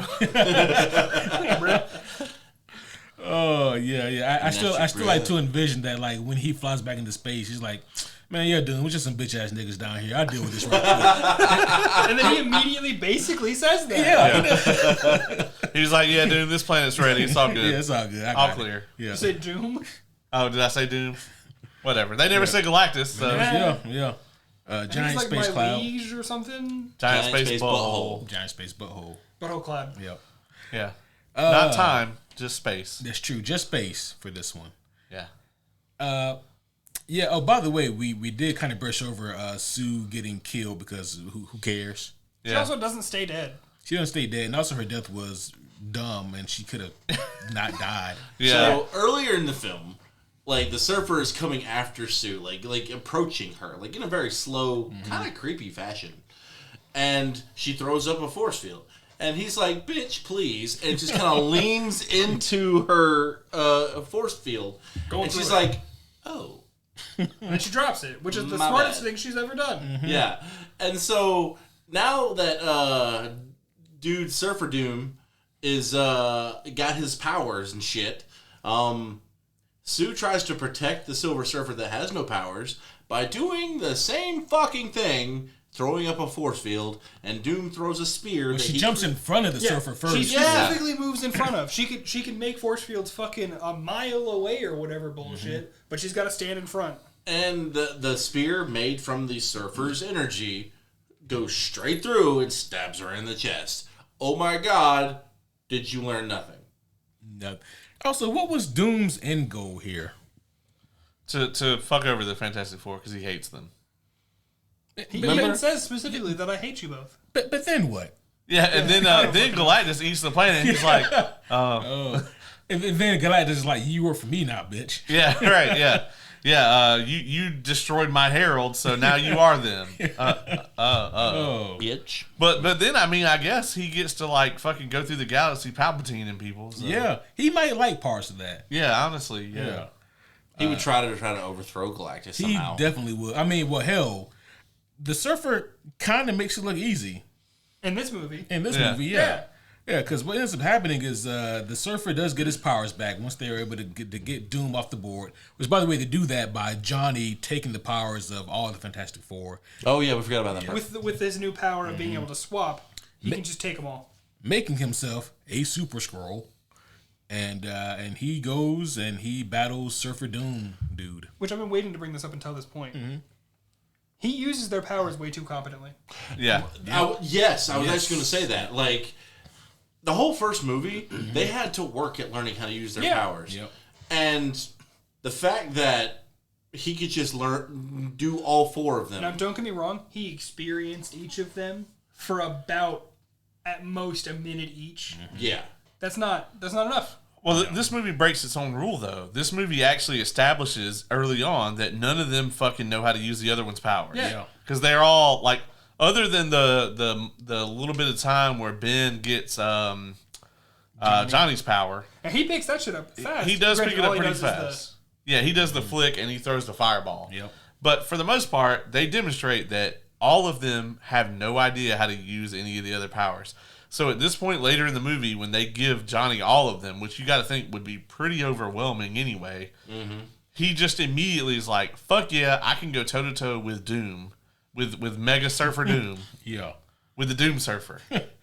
Well, Doom also has no problem picking up on those powers. Yeah, that's another thing. Well, yeah, but I mean, doesn't the board just kind of like give, like, he has all his abilities plus the board. Yeah, that's true. And his abilities is, yes. Yeah, Oh, you Yes. just wait. Don't. You just think he has vague powers. Can we not? oh, we Yet. have to. We haven't got there yet. Let me bask in Okay, the bliss of not knowing. Oz, you know what's worse about this? What? This isn't even that bad. Yeah, Yeah. guys, just wait till we talk about Fan Four Stick. Oh my goodness, It's not even about that. I just mean about the other shit he's made me watch. All the anime bullshit. Don't bring up Duck Titties. Yeah, Bring it up too much. There at least weren't I've any also duck seen titties that in movie. this. Well, Anyway, so The chick from Howard the Duck gets the board. oh my god, And then she, stop. she That's can, who the Silver she can- Surfer is on the she next movie. She can yeet the duck titties at you. We also had a lengthy conversation about the consistency of Ben Grimm's semen. We did. Oh my god. Because like if it's part of his genetic code, it would, and everything in him other than his eyes and like tongue are rock. and It would teeth be rock. You could count. Some would argue that teeth are like rock, calcified. Yeah, but But the whole reason why that even came up is the movie kind of brings is it up. because Johnny Storm like makes a fun joke at Ben about him and a fairly Alicia. Alicia. a fairly reasonable joke, honestly. Yeah. I mean, granted, their reaction to it, those two are great in this movie. Oh, yeah. when they're interacting. Together, yeah. Well, it's almost like out of the people in this movie, the people with the biggest acting careers Yeah. are Michael Chiklis and Chris Evans. Oh, that reminds me of the other joke I was going to say. Whenever he gets all the powers at the end, he's like, you guys don't know this yet, but I'm going to be Captain America. This is fine. I can see into the future. Right. Yeah. Yeah. And you know, that has me thinking, like, after watching these two movies, it is surprising to me that Chris Evans agreed to come back and play another superhero so quickly. You know, like, I mean, granted, it was the right call, but still, that's. Oh, a yeah. I wonder that's how a much he fucking thought risk. about it. He had to think about it a lot, and then because he played Johnny Storm technically for like 3 years, and that had to be a long 3 years. Now imagine And then he played it again. and then he played it again, but I think like, he had fun with that one. but imagine, like, after going through that and sitting down with like another executive and they're like, yeah, we want you to play Steve Rogers for, you know, at minimum 8 to 10 years. However, Iron Man had already come out. So he saw the success and how seriously they were taking it. So it may not have been as hard of a decision for him. I don't know, dog. I mean, because even though Iron Man was like it, I'm not gonna call it a flash in the pan, but like that wasn't just because that one movie came out doesn't mean it's the norm now. Yeah. Yeah, and if anything, it really just meant, oh, I have to live up to this standard. Oh, yeah, yeah. You know, whereas in this movie, it's like, oh, I got to be as good as X3. Oh, God. You know. Right. Oh, dear. Oh, no. I do think that there is a history kind of like, unless you're Jared Leto, the second superhero role you get, if your first one was really bad, your second one tends to be pretty good. Like Chris Evans is like the shining example of that. Jared Leto, of course, is the exception because he just ends up with bad and then worse, somehow his worse. His second one was Morbius. Oh, I still haven't seen it. That's why. Yeah. Yeah, I refuse to I watch it. was like, what? He hits a bat Kamehameha. Just watch that on YouTube. Yeah, and yeah. That does sound kind of cool. yeah. I mean, 8-year-old me would have been rock hard for it. Yeah, in a bad kind of way, it's great. Yeah. The surfer gets his powers back, Yeah. and then he decides he's going to make the sacrifice play. Hold up, though. You forgot one thing. Ooh, He revives his boo thing. He revives his boo thing with these strange hand gestures over her face. It was They like, did not start over her face either, which is maybe yeah, it was like, bitch, you the only one who got me hard. I think you did make that joke too. One of you did. yeah. And like, apparently she comes back to life or some shit. And then he makes a sacrifice play. Which apparently is somewhat actually accurate to his powers. Yeah, So he has some restorative properties. Silver Surfer has been known to display some restorative powers. I mean, now They got one. yeah. Now I don't know if I've ever seen him bring somebody back from the dead. However, Isn't She most may of the time not he the have, we don't harbinger of 100% death? know if she was 100% true. dead. but the power cosmic, like the source of power that he gets from Galactus, that shit it's that good shit. Oh, that sounds like a fun Warlock subclass. That does sound pretty cool. Anyway, He technically is that yes. I mean, Galactus is his patron, yeah. sort of. yeah. Well, And he he didn't decides exactly choose willingly Super to be. He wasn't happy about the choice. Not No. the first Warlock. We also missed the fact that one of the reasons why one of the big things that started the can they fucking do that was when Sue just made the wall fucking invisible, so she could see through it oh yeah. Sue, she just turns the wall invisible to spy somehow. on somebody. Yeah. Which also, Wouldn't they see through the wall? yeah, that's also Yeah, like that'd be real fucking weird. Even if you're invisible, why can't I see through that fucking wall? Yeah, like I've seen some. And why is his dick hard? Holy shit! I had to. I've seen some creative uses of Sue's powers, but yeah, that was a random one they put in here. Well, like it was kind of like the first time she did something similar to that was when Reed was sitting at his desk playing around with whatever the fuck he was doing with, and she turned it invisible and nothing else. Yeah, And I'm like, can you do that? You know what? Whatever. I'm not even gonna question it. Fuck it. See, that I would believe a little more than like a small section of a wall become invisible. Because even if you're like, oh, you're bending light around a thing, Yeah. you would then need to force the light through part of the brick, which is not how that works. Yeah. Listen, Listening, out of all the things to get caught up on this movie, I feel like that's just. I will get caught up on every one of them. Yeah, I'm gonna be honest. That's not in the top 50 sins of this movie. I talked about a whole lot of shit before this. The surfer does fly up the space butthole and faces Galactus. And Question mark? Galactus question mark. I really feel like there was a face in the fire smoke thing that was in there, but I do not know. No, they just got the rights from Green Lantern. That's all it was. So fuck. I need to know if like I was just imagining that shit. Like I need somebody who doesn't know what Galactus looks like to watch that and tell me if they see a face in there. Yes, 'cause I think that we were all trying to make something out of it. I know I definitely was. It's like, is he in there? That was the quietest we were all movie because we Yeah, were we're all all like, like, I think I see no. No, maybe just a little bit of like maybe there's a little horn there, and I don't know. Is that a jawline?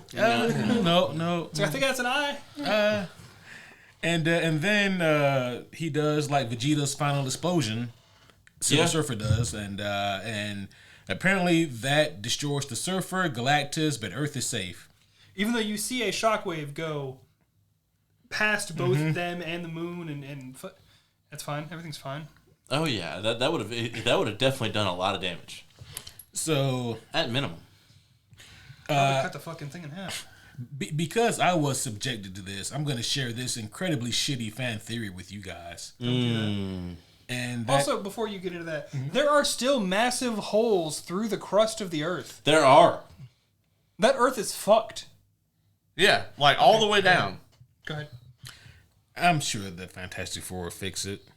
I'm sure Reed will come up with some way to fix it. So yeah, the awful fan theory that I've heard is that this part is technically a stronger theory, and that is that Galactus is a Nexus being in the MCU, meaning that there is one Galactus that is for the entirety of the multiverse. So this Galactus will not only does there need to be a Galactus in every Marvel universe, but apparently, in this case, maybe there is just like the one Galactus. Okay. Like the Watcher, like there's one Galactus, one Watcher. So like a Tarask?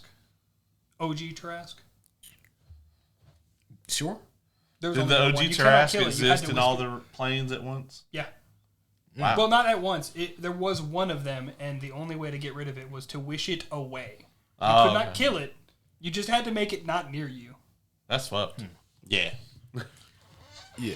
So the theory that I heard is that the reason why they chose Shala Ball as Silver Surfer is because the only Herald, which was Norrin Rad, the Silver Surfer, died in this movie.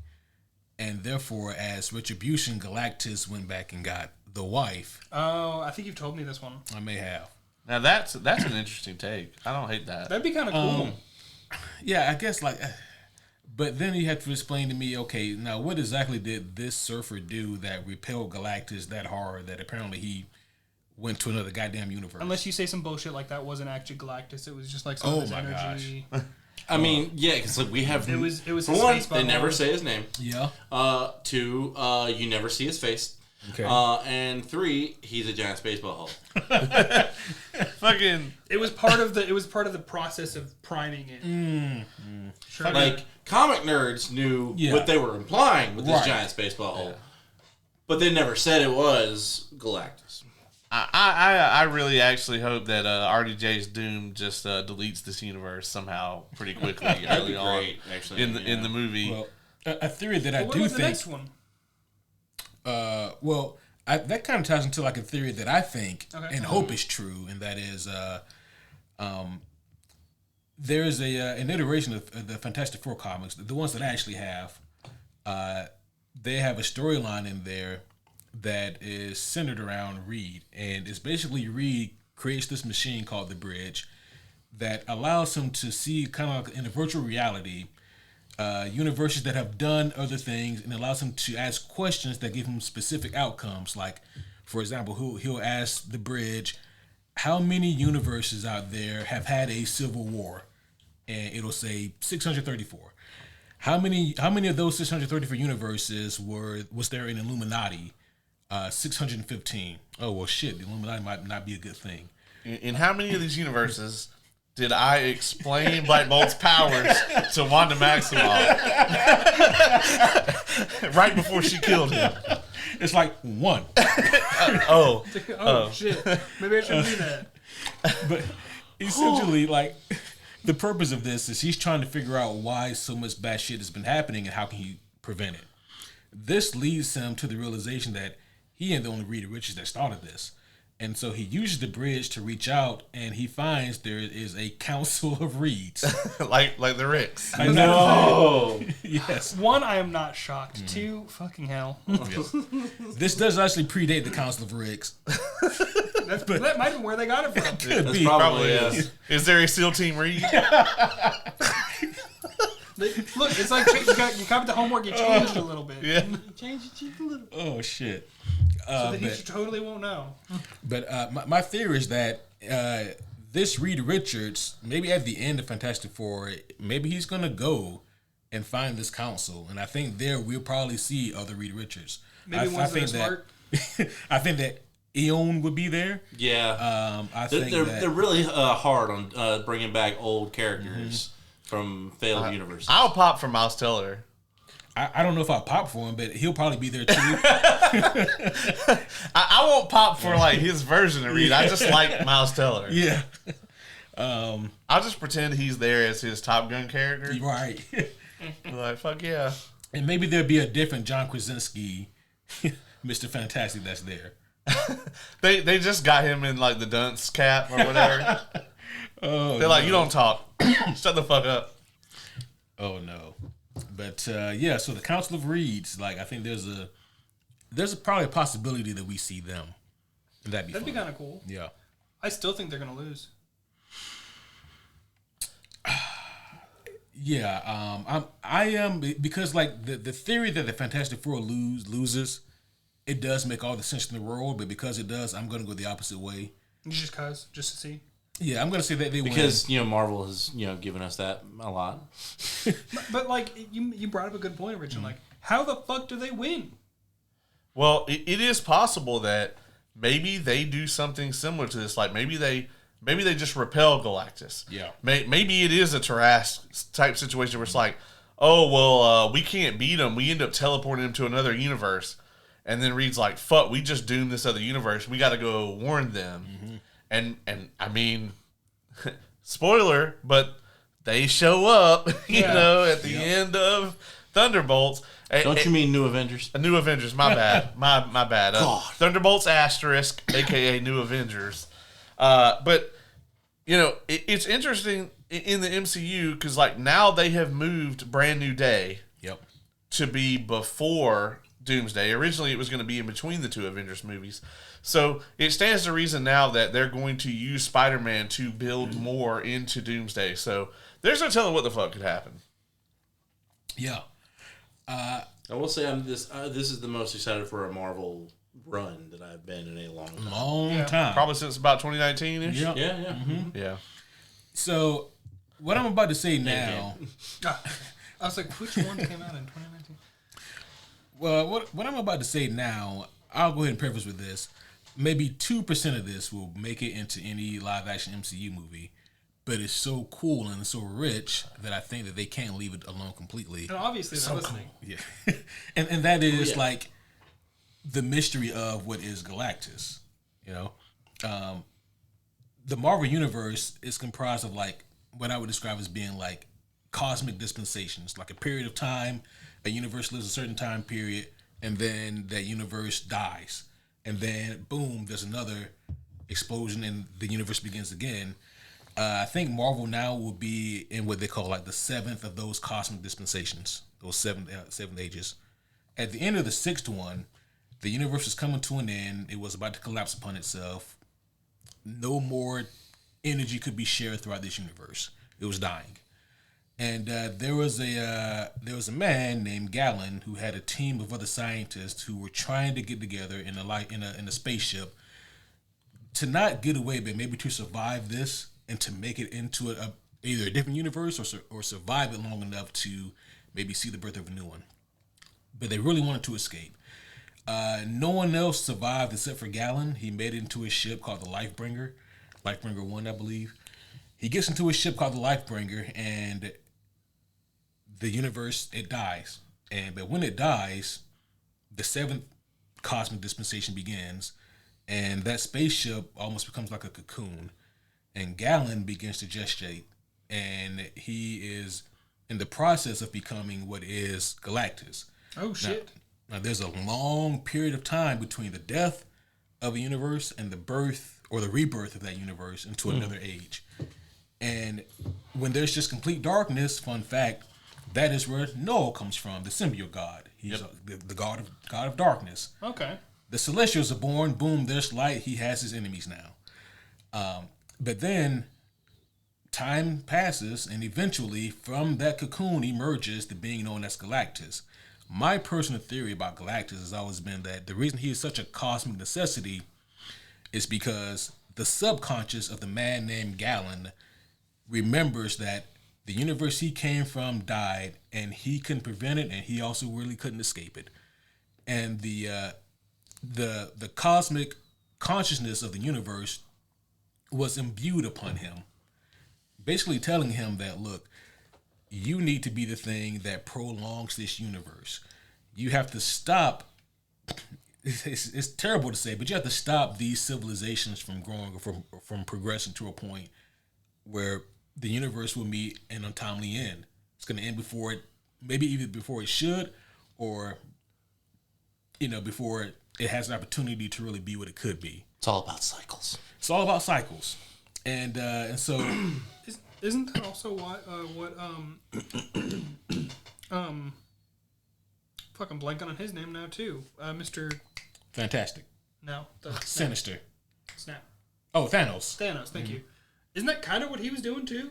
Well, Thanos wanted to bring he wanted to bring a balance to the universe and in a different kind of aspect though. Whereas Galactus, he's just acting on his nature. Yeah. Well, I just meant like the end goal is sort of the same. Well, stop resources from being used up. I mean, in the comics though, Thanos was just trying to fuck Death. Well, that's not true. What the fuck? He was trying to fuck Death. He was trying to fuck Death. He wasn't just trying to fuck Death. He was trying to fuck Death because they shared the same ideals. Which, we later found out that Aubrey Plaza was Death, and we were like, well, okay,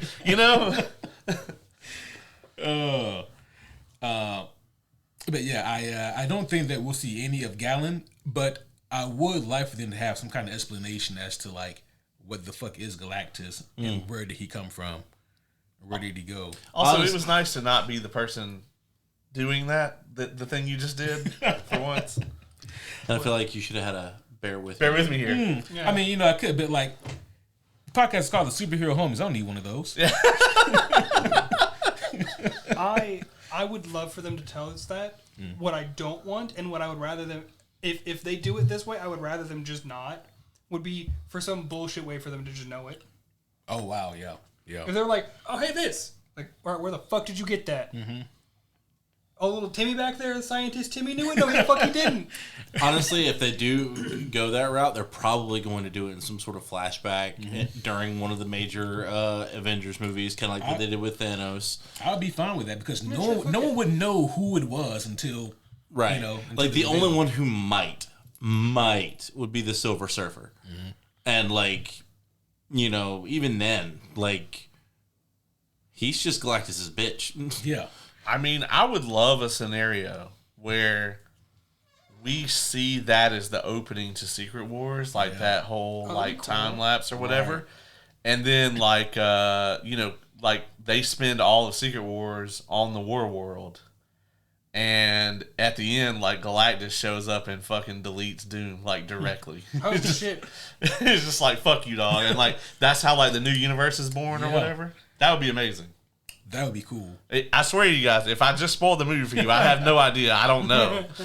I'm just saying it would be dope as hell. Don't you be lying. We know you in that Marvel writing room. As long as, if I was in the Marvel writing room, we wouldn't have got half of this shit. You just got hired. No. As long as they do that fucking Deadpool and Thor scene, I'm good. That's all I care about. I do want that scene. I do want it. They hyped it up too much. Ace? How you doing over there, Ace? How do you feel about this? It needs to happen. I feel like this podcast has run its course. Oh, damn. While we're on shit, there was something I was going to ask you about, specifically on podcast. What was it? Oh boy, I know. You had an idea about something, and it was a topic that I specifically was going to ask. Oh no. I said the words, Yeah, I can't wait to ask this on podcast. I remember. I don't. You remember? I remember. Then you should help him out and help him out. bring it up.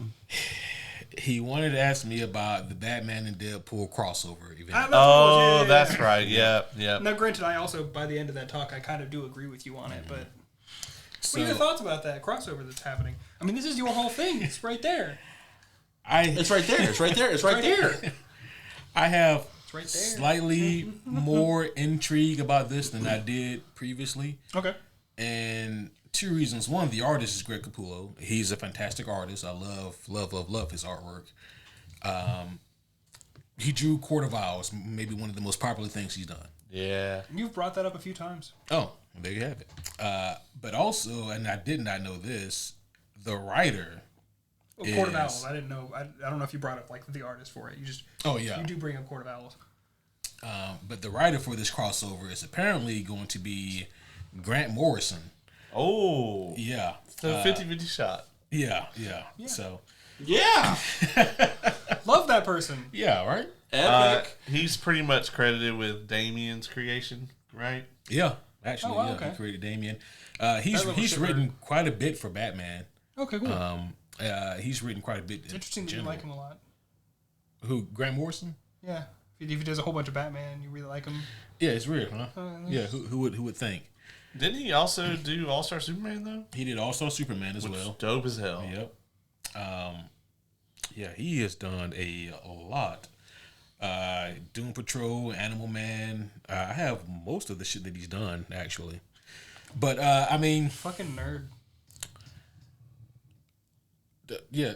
Tell me again about your super obscure anime, sir. Ghost Stories? Sure. The one that has the world's worst accepted dub ever, and then we're gonna make you guys watch. We don't have to do that. I'm gonna make you guys. It doesn't have to be on the podcast, but I'm gonna make you guys watch this. Hold them to it, like all two people that know about that shit. I suppose we should score this movie, huh? Oh fuck, we should. Yeah. Who would like to go first? I'll go first. I was gonna say I went first on the last one, so To preface my score, what did I score the second crossover movie of Ruby and Justice League? But I'm not saying gave that fucking name. You gave that like a 2. yeah. Okay, what did I give the first one? Was that a 3? No, I think you gave the first one like, was it like a 5? I don't think it was a 5. Wasn't that high? Okay. I don't remember exactly, but this movie lands squarely between those two. Wow. It's the reason I made sure not to score it the same as the second one, because the second one made me angry. He's referring to Justice League X Ruby Heroes and Huntsmen's Part 2. Specifically. Yeah. I brought up part 1 as well, but part 2 is specific. I It will just made say me it's mad. really ridiculous to say that name every time. It is. That's not even the longest anime name that I know. I'm sure of it. I've got like 2 right and ready. Anyway, it's not because this one made me mad or anything, which granted it made me a little frustrated, but like I was really upset with that one. It's just boring and forgettable, this movie. So I'm gonna give it like a 3. It's a nut. What do you say? Nothing burger? It's a nothing burger. Nothing burger, yeah. I guess I will go next. Oh, so we're gonna just reverse it. Hell yeah. Yeah, we'll just Another reverse it. Yeah. So my whole thing with this movie is it's got 2 pros for me. 2 pros. One, Andre Bauman. I know he had very little screen time, and honestly, his character was kind of meh. But he did say one of the most hilarious lines in the entire movie. What is wrong with you people? And then, of course, I do think that the Silver Surfer was dope. Like, the portrayal of the Silver Surfer. Even though, yes, it's not as comic accurate, but he was competent. He was still fucking cool. And he ultimately is the hero of this movie. Mm-hmm. Yeah. So, with those things being said, I will give this a 4.5. I want to thank you guys because I can't imagine sitting through this movie again. At least this was the first time I had seen it. Don't worry. Give it like 2 years. You'll forget most of it. I've forgotten most of it now. See? It's not that bad. I really love the part of the end where like Silver Surfer flies off and then like Denzel Washington shows up and he's like, "This ain't no after school special," and then they're like, "Actually, Mr. Washington, it is," and he's like, "Oh, well, we'll just let this play out then." And then he flies up and implodes like the Galactus fart cloud or whatever. Look, this movie doesn't do anything special. It doesn't do anything especially good or bad. It's so incredibly mid. And then Sue is awful. But does it do anything fantastic? Oh boy. And by definition, I guess so. They didn't say fantastic a bunch in this one or four. I deserve that. So loud.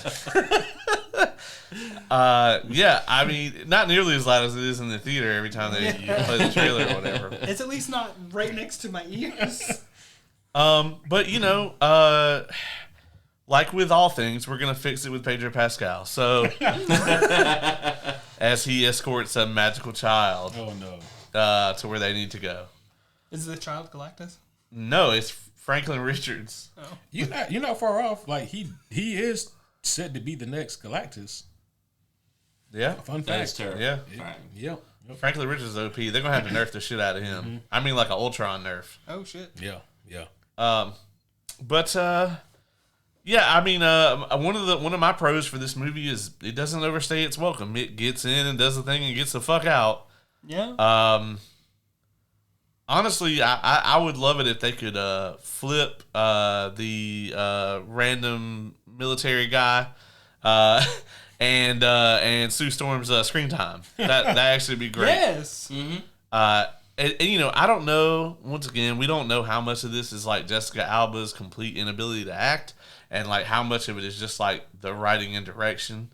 I will say both of them contributed in some way. Or it could also be the like emotions got in the way because we did talk about how like her and Evans didn't get along on set, so there could have been some tension that also affected her acting. So That's true. Which- Just look at how few screen or how many scenes they had together. right, So yeah. Well, another thing is, and correct me if I'm wrong thinking this way, if that is the case, that also just means she's a bad actor. that's true. Yeah, that that's is true. true. Yeah. But a few years later, we'd get ScarJo, who is both hot and can act. So, problem solved, folks. True. And actually has an actual character with like an Yeah. arc. Yeah. Oh shit. Yeah, an arc. I don't know why this is McDonald's one, because an arc would actually That's be the arches. arches. But yeah. So I just had to do it one more time just for posterity. But yeah, I'm gonna give this one a 4.8. It's like you want to call it mid, and then it's just like it's just a little bit lower than that. So under mid. Mid rare. Mid rare. No, because that sounds delicious. It does. It's medium It mid. depends on what you're talking about. Chicken? No. Oh, Yes. I was underwhelmed. I was just underwhelmed. I was whelmed, and then it just took it a notch lower. Yeah, I think it's Tim Story is either the writer or the director for both of these Fantastic Four movies. Both of them. Both of them. Both of them. And both times he fails to do anything that is extraordinary. Like he's not trying to recreate the wheel with either of these movies. no, he's not. He's just trying to break even on the budget. Did he? Good question. This movie cost $130 million to make and made around $310 million at the box Oh office. wow. Well, So I mean, he succeeded. Also, we didn't know any better yet. you saw the first movie. But we didn't have much better back then. Yeah. That's what I'm saying. Yeah. Yeah, we had Begins, and other than that, it was LOL. It was spotty. And we had X2. Yeah, I would say I like X1 still to this day. X1, X2, Spotty 1, Spotty 2, and Blade 1, Blade 2. I don't know about Spidey 2. But I'm a little judged on that. I love how it was just kind of But like everything else was just Ghost Rider, Daredevil, Elektra, you know, the Thomas Jane Punisher. You know, it was just like lukewarm, milk toast kind of whatever. Like there was no real love or passion put into the creation of superhero movies. And Fantastic Four, these two movies fall right underneath that category. This sequel doesn't try to do anything better than the original. The only thing that is better than the 05 is the fact that they have Silver Surfer here. So, I didn't know much about the Fantastic Four. Yeah, I knew they existed. However, these movies did not give me anything that made me want to see more of them. Yeah. And you're gonna. I know. I mean, honestly, the reason Smallville, I think, did so well is because it was better than most of what Hollywood was fucking turning out of the movies at the time. I still haven't seen it. It was a low-ass bar. It was also, I mean, it's also a part of its time as well because where else were you going to go to watch any superhero content on TV? Yeah, That's true. It started all of that. Yeah, that was the CW start. Yeah. So whether you're like, fuck yeah, you spawn the Arrowverse, or like, fuck you, you spawn the Arrowverse. I'm actually kind of in the middle. Yeah, same. The first little bit of it, I was like, yeah, and then later I was like, So, like, me and Kay Same love show. Smallville. Like, we watched the fuck out of it. We watched every bit of it. And the Arrowverse I kind of got into, like, for the first 2 seasons. And then It was another the same Dark show. another Dark Archer shows up. And I'm Yeah. just like, I'm done. And then, Same with The Flash. Yeah, I'm right there with you. I think most people are like, I stuck with the Flash a lot longer than I did Arrow, but still. I stuck around for Arrow up until Ra's al Ghul showed up, and I just started to lose interest, which is crazy because I love Ra's al Ghul. Such a cool character. Yeah. I stuck around Flash until Savitar, and I was like, this doesn't even look good. I think it got to. Oh, was that the almost like monster speeder? Monstrous, I thought it was like the God- Transformer looking. Yeah, I yeah, thought yeah. it was like Godspeed or whatever. Godspeed shows up later. yeah, they're I all got the to that same one. fucking. Wow. It's all Just- the same shit. I kept Bullshit. thinking it would get better. I just kept smacking my face on that wall. I actually enjoyed that third season of Arrow up into the mid season when him and Roz have the first fight. I thought that was dope. After that, it went downhill. The Flash was dope until the part where Barry gets like the Mass Effect decision wheel as to what to do because he's like, he opens every episode, I'm the fastest man alive, and then quickly someone is faster than him every time within the first 2 minutes. And then like the scientists solve the problem after they give Barry a bunch of pep talks. That's every fucking episode of that show. Just be like, yo, I'm fucking faster than this dude and run faster. Yeah. That's his answer. He gets to the point where he actually really is the fastest man alive, and then like the decision wheel pops up and he's like, you know what? We got like 5 more episodes. I'm gonna give Zoom my powers. And then that's when I turned that shit off. Yeah. Yeah, it was so bad. Did he really? Yeah, that's exactly what he did. Anyway, I give Fantastic Four: Rise of the Silver Surfer a 4.5. I think that it does some things that work, but for the most part, this movie just misses the mark. I think that a lot of the special effects, even for 07, are not that good. No. The pacing on this movie is weird because, like, even though the movie has a short runtime, there's not enough plot to cover the 90 minutes. Yeah. Yeah. and it makes it real weird to watch because it's a short movie, but it feels a lot longer because of the pacing issues. There's just not enough plot there. So I think that this is one of those movies that it's just best to YouTube some of your favorite moments instead of watching the whole thing. You'll see 3 of them. Yeah. I'll be honest, like I recently watched Revenge of the Sith in theaters and like it came out 3 years before this movie. And the effects are far and away from this movie's effects. It's not about just about the money that's thrown at it. It's also about the quality that is put out. Yeah. Yeah. So I do wonder, like, if they had, let's say this movie had another $50 million for the budget, do you think we would have gotten something better? No, I don't think so. because they didn't make the right decisions on the places. You know, the writers, the the storyline they wanted to do. Yeah, they made. It's all about the decisions you make. They might could have actually had the wedding on location instead of using that fucking green screen at the end. Because like there are some bad effects in this movie. There are also some good ones, but you can tell where they spent all the money. Yeah. For an extra $50 million, we could have actually got a Galactus. For sure. You don't know that. I mean, we could have. I don't know that they would have. I just know that they could have. I still think it would have been more expensive to do what the fuck they did than just put a Galactus up there.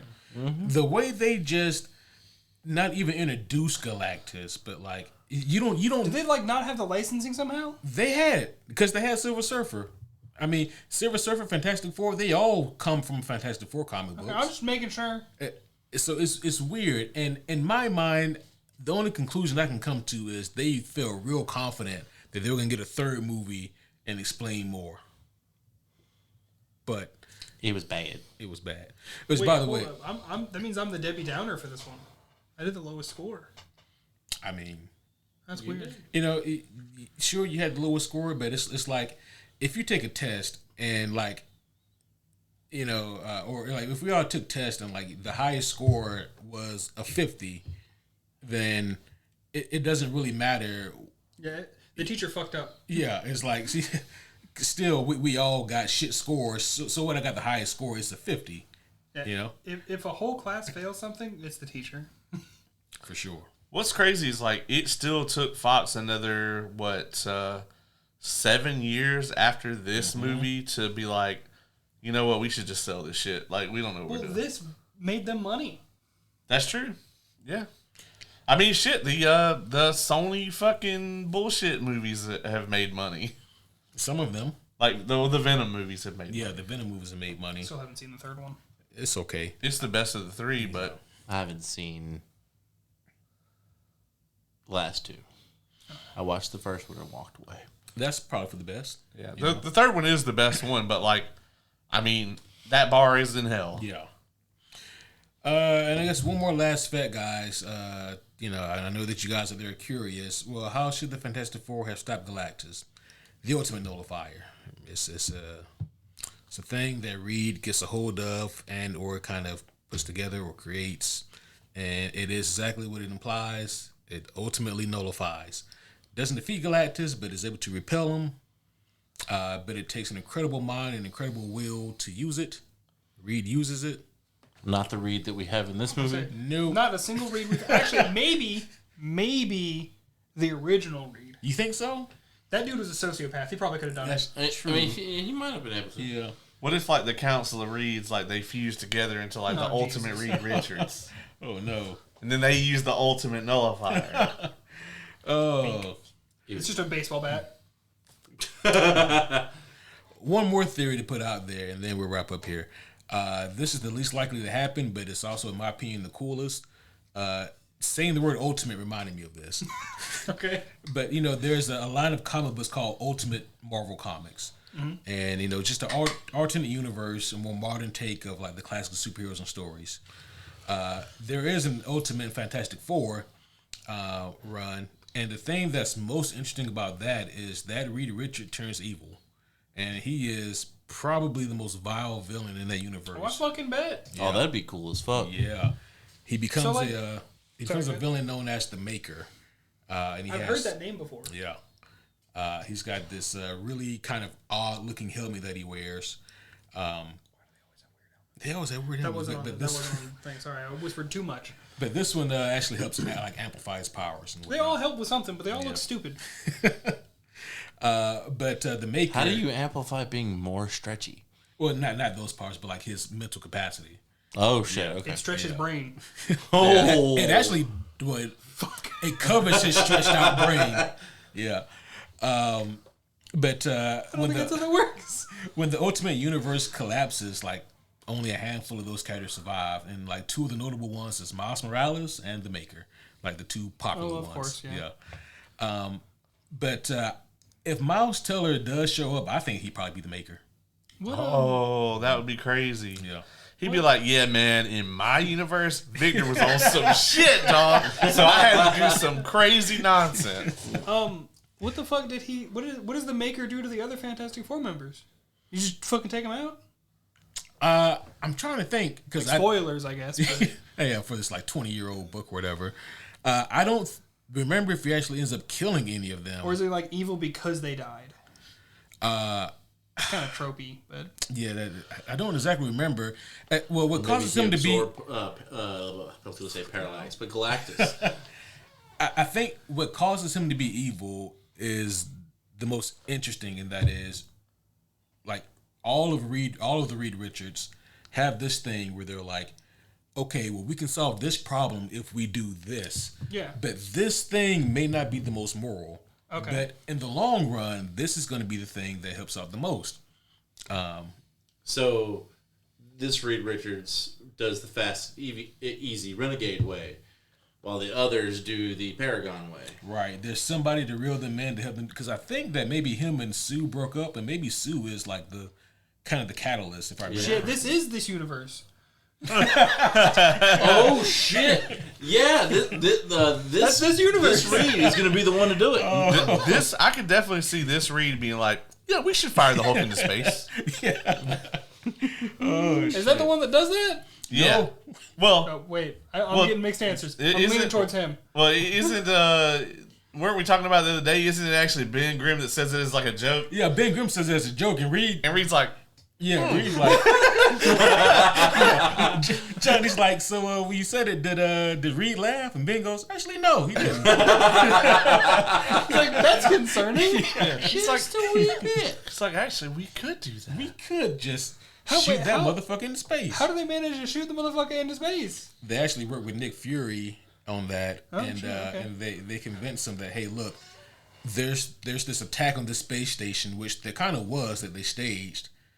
They convinced Bruce to go up there, like, look, do this for me, and I promise we will leave you alone. That technically wasn't a lie either. You got to get this And on they me just right here, and giant it explains slingshot him. everything. It does. But yeah, that's how they tricked him on there. House of M. No, Planet Planet Hulk. Hulk. Planet Hulk. Yep. So yeah, that's all my thoughts and theories. Maybe there'll be more by the time we review Fantastic. Maybe they'll bring back that Doom. No, Is that a cool Doom? No. no, Didn't think so. It's the worst Doom. Have you seen that guy in anything else? I don't think so. I mean, honestly, I barely remember who even fucking played him. Yeah, and I guess his head is kind of covered the whole time. I love that we have attempted. You have specifically attempted to stop 4 times now. Toby Kebbell. Yeah. That's an interesting. He name. just looks. Oh, He just looks. You you know know. what he looks like? He looks like he belongs on not another teen movie. Oh wow. He was in. No, it looks like he's a cast member of Vampire Diaries, for real. Oh. He played Ben-Hur in the Ben-Hur remake. Okay.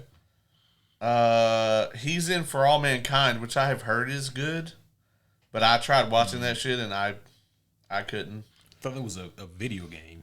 No, it's a Apple TV show about the space program. Okay. Oh shit, he was Duratan in the Warcraft movie. I'm sorry, Deep Cut. I did Guys. like that movie, even though I don't know how good it actually was, but it was very fun to watch.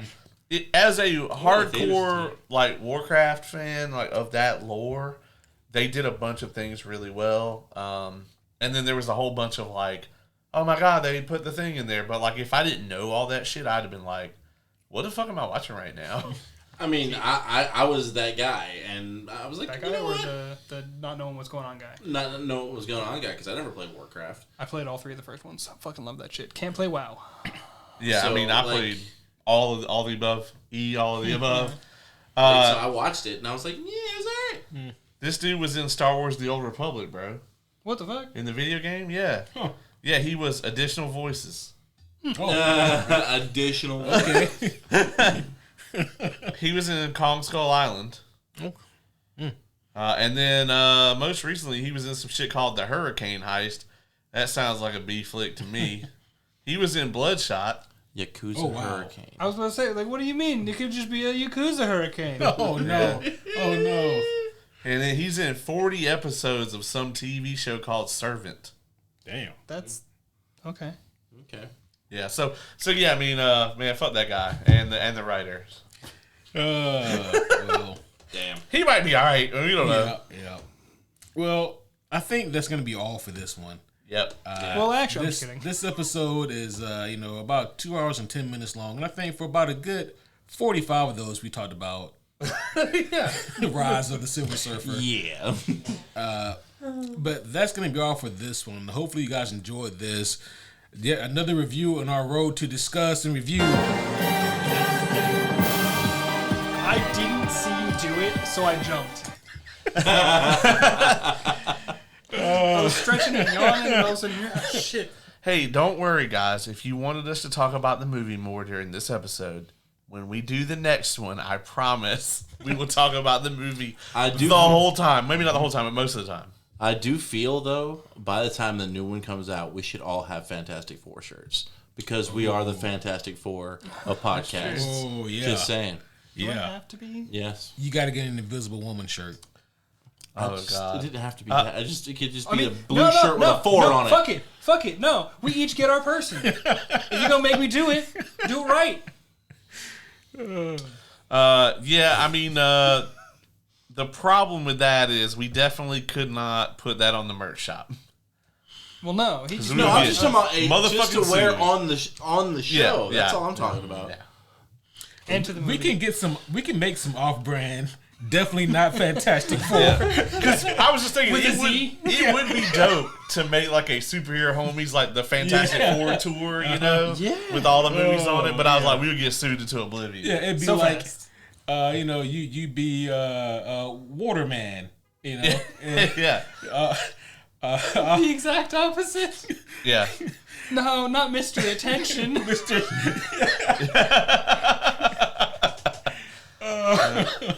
Holy shit! Yeah, that would just You know, be. there's I put Visible the, Boy, is that what you would be? No, No, Mr. maybe- Attention. It's the opposite. Yeah. Oh, that's fair. I'm sitting there. I put the shit up on the merch store, and all of a sudden, like my phone rings. I'm like, "Oh shit, Kevin Feige! I've been waiting for this." Hello. Oh. Take that shit down. Oh. Oh. Well, Mr. Feige. I mean, obviously, couldn't. Hello. No, then they actually listened to the show. I was like, maybe we should hire him.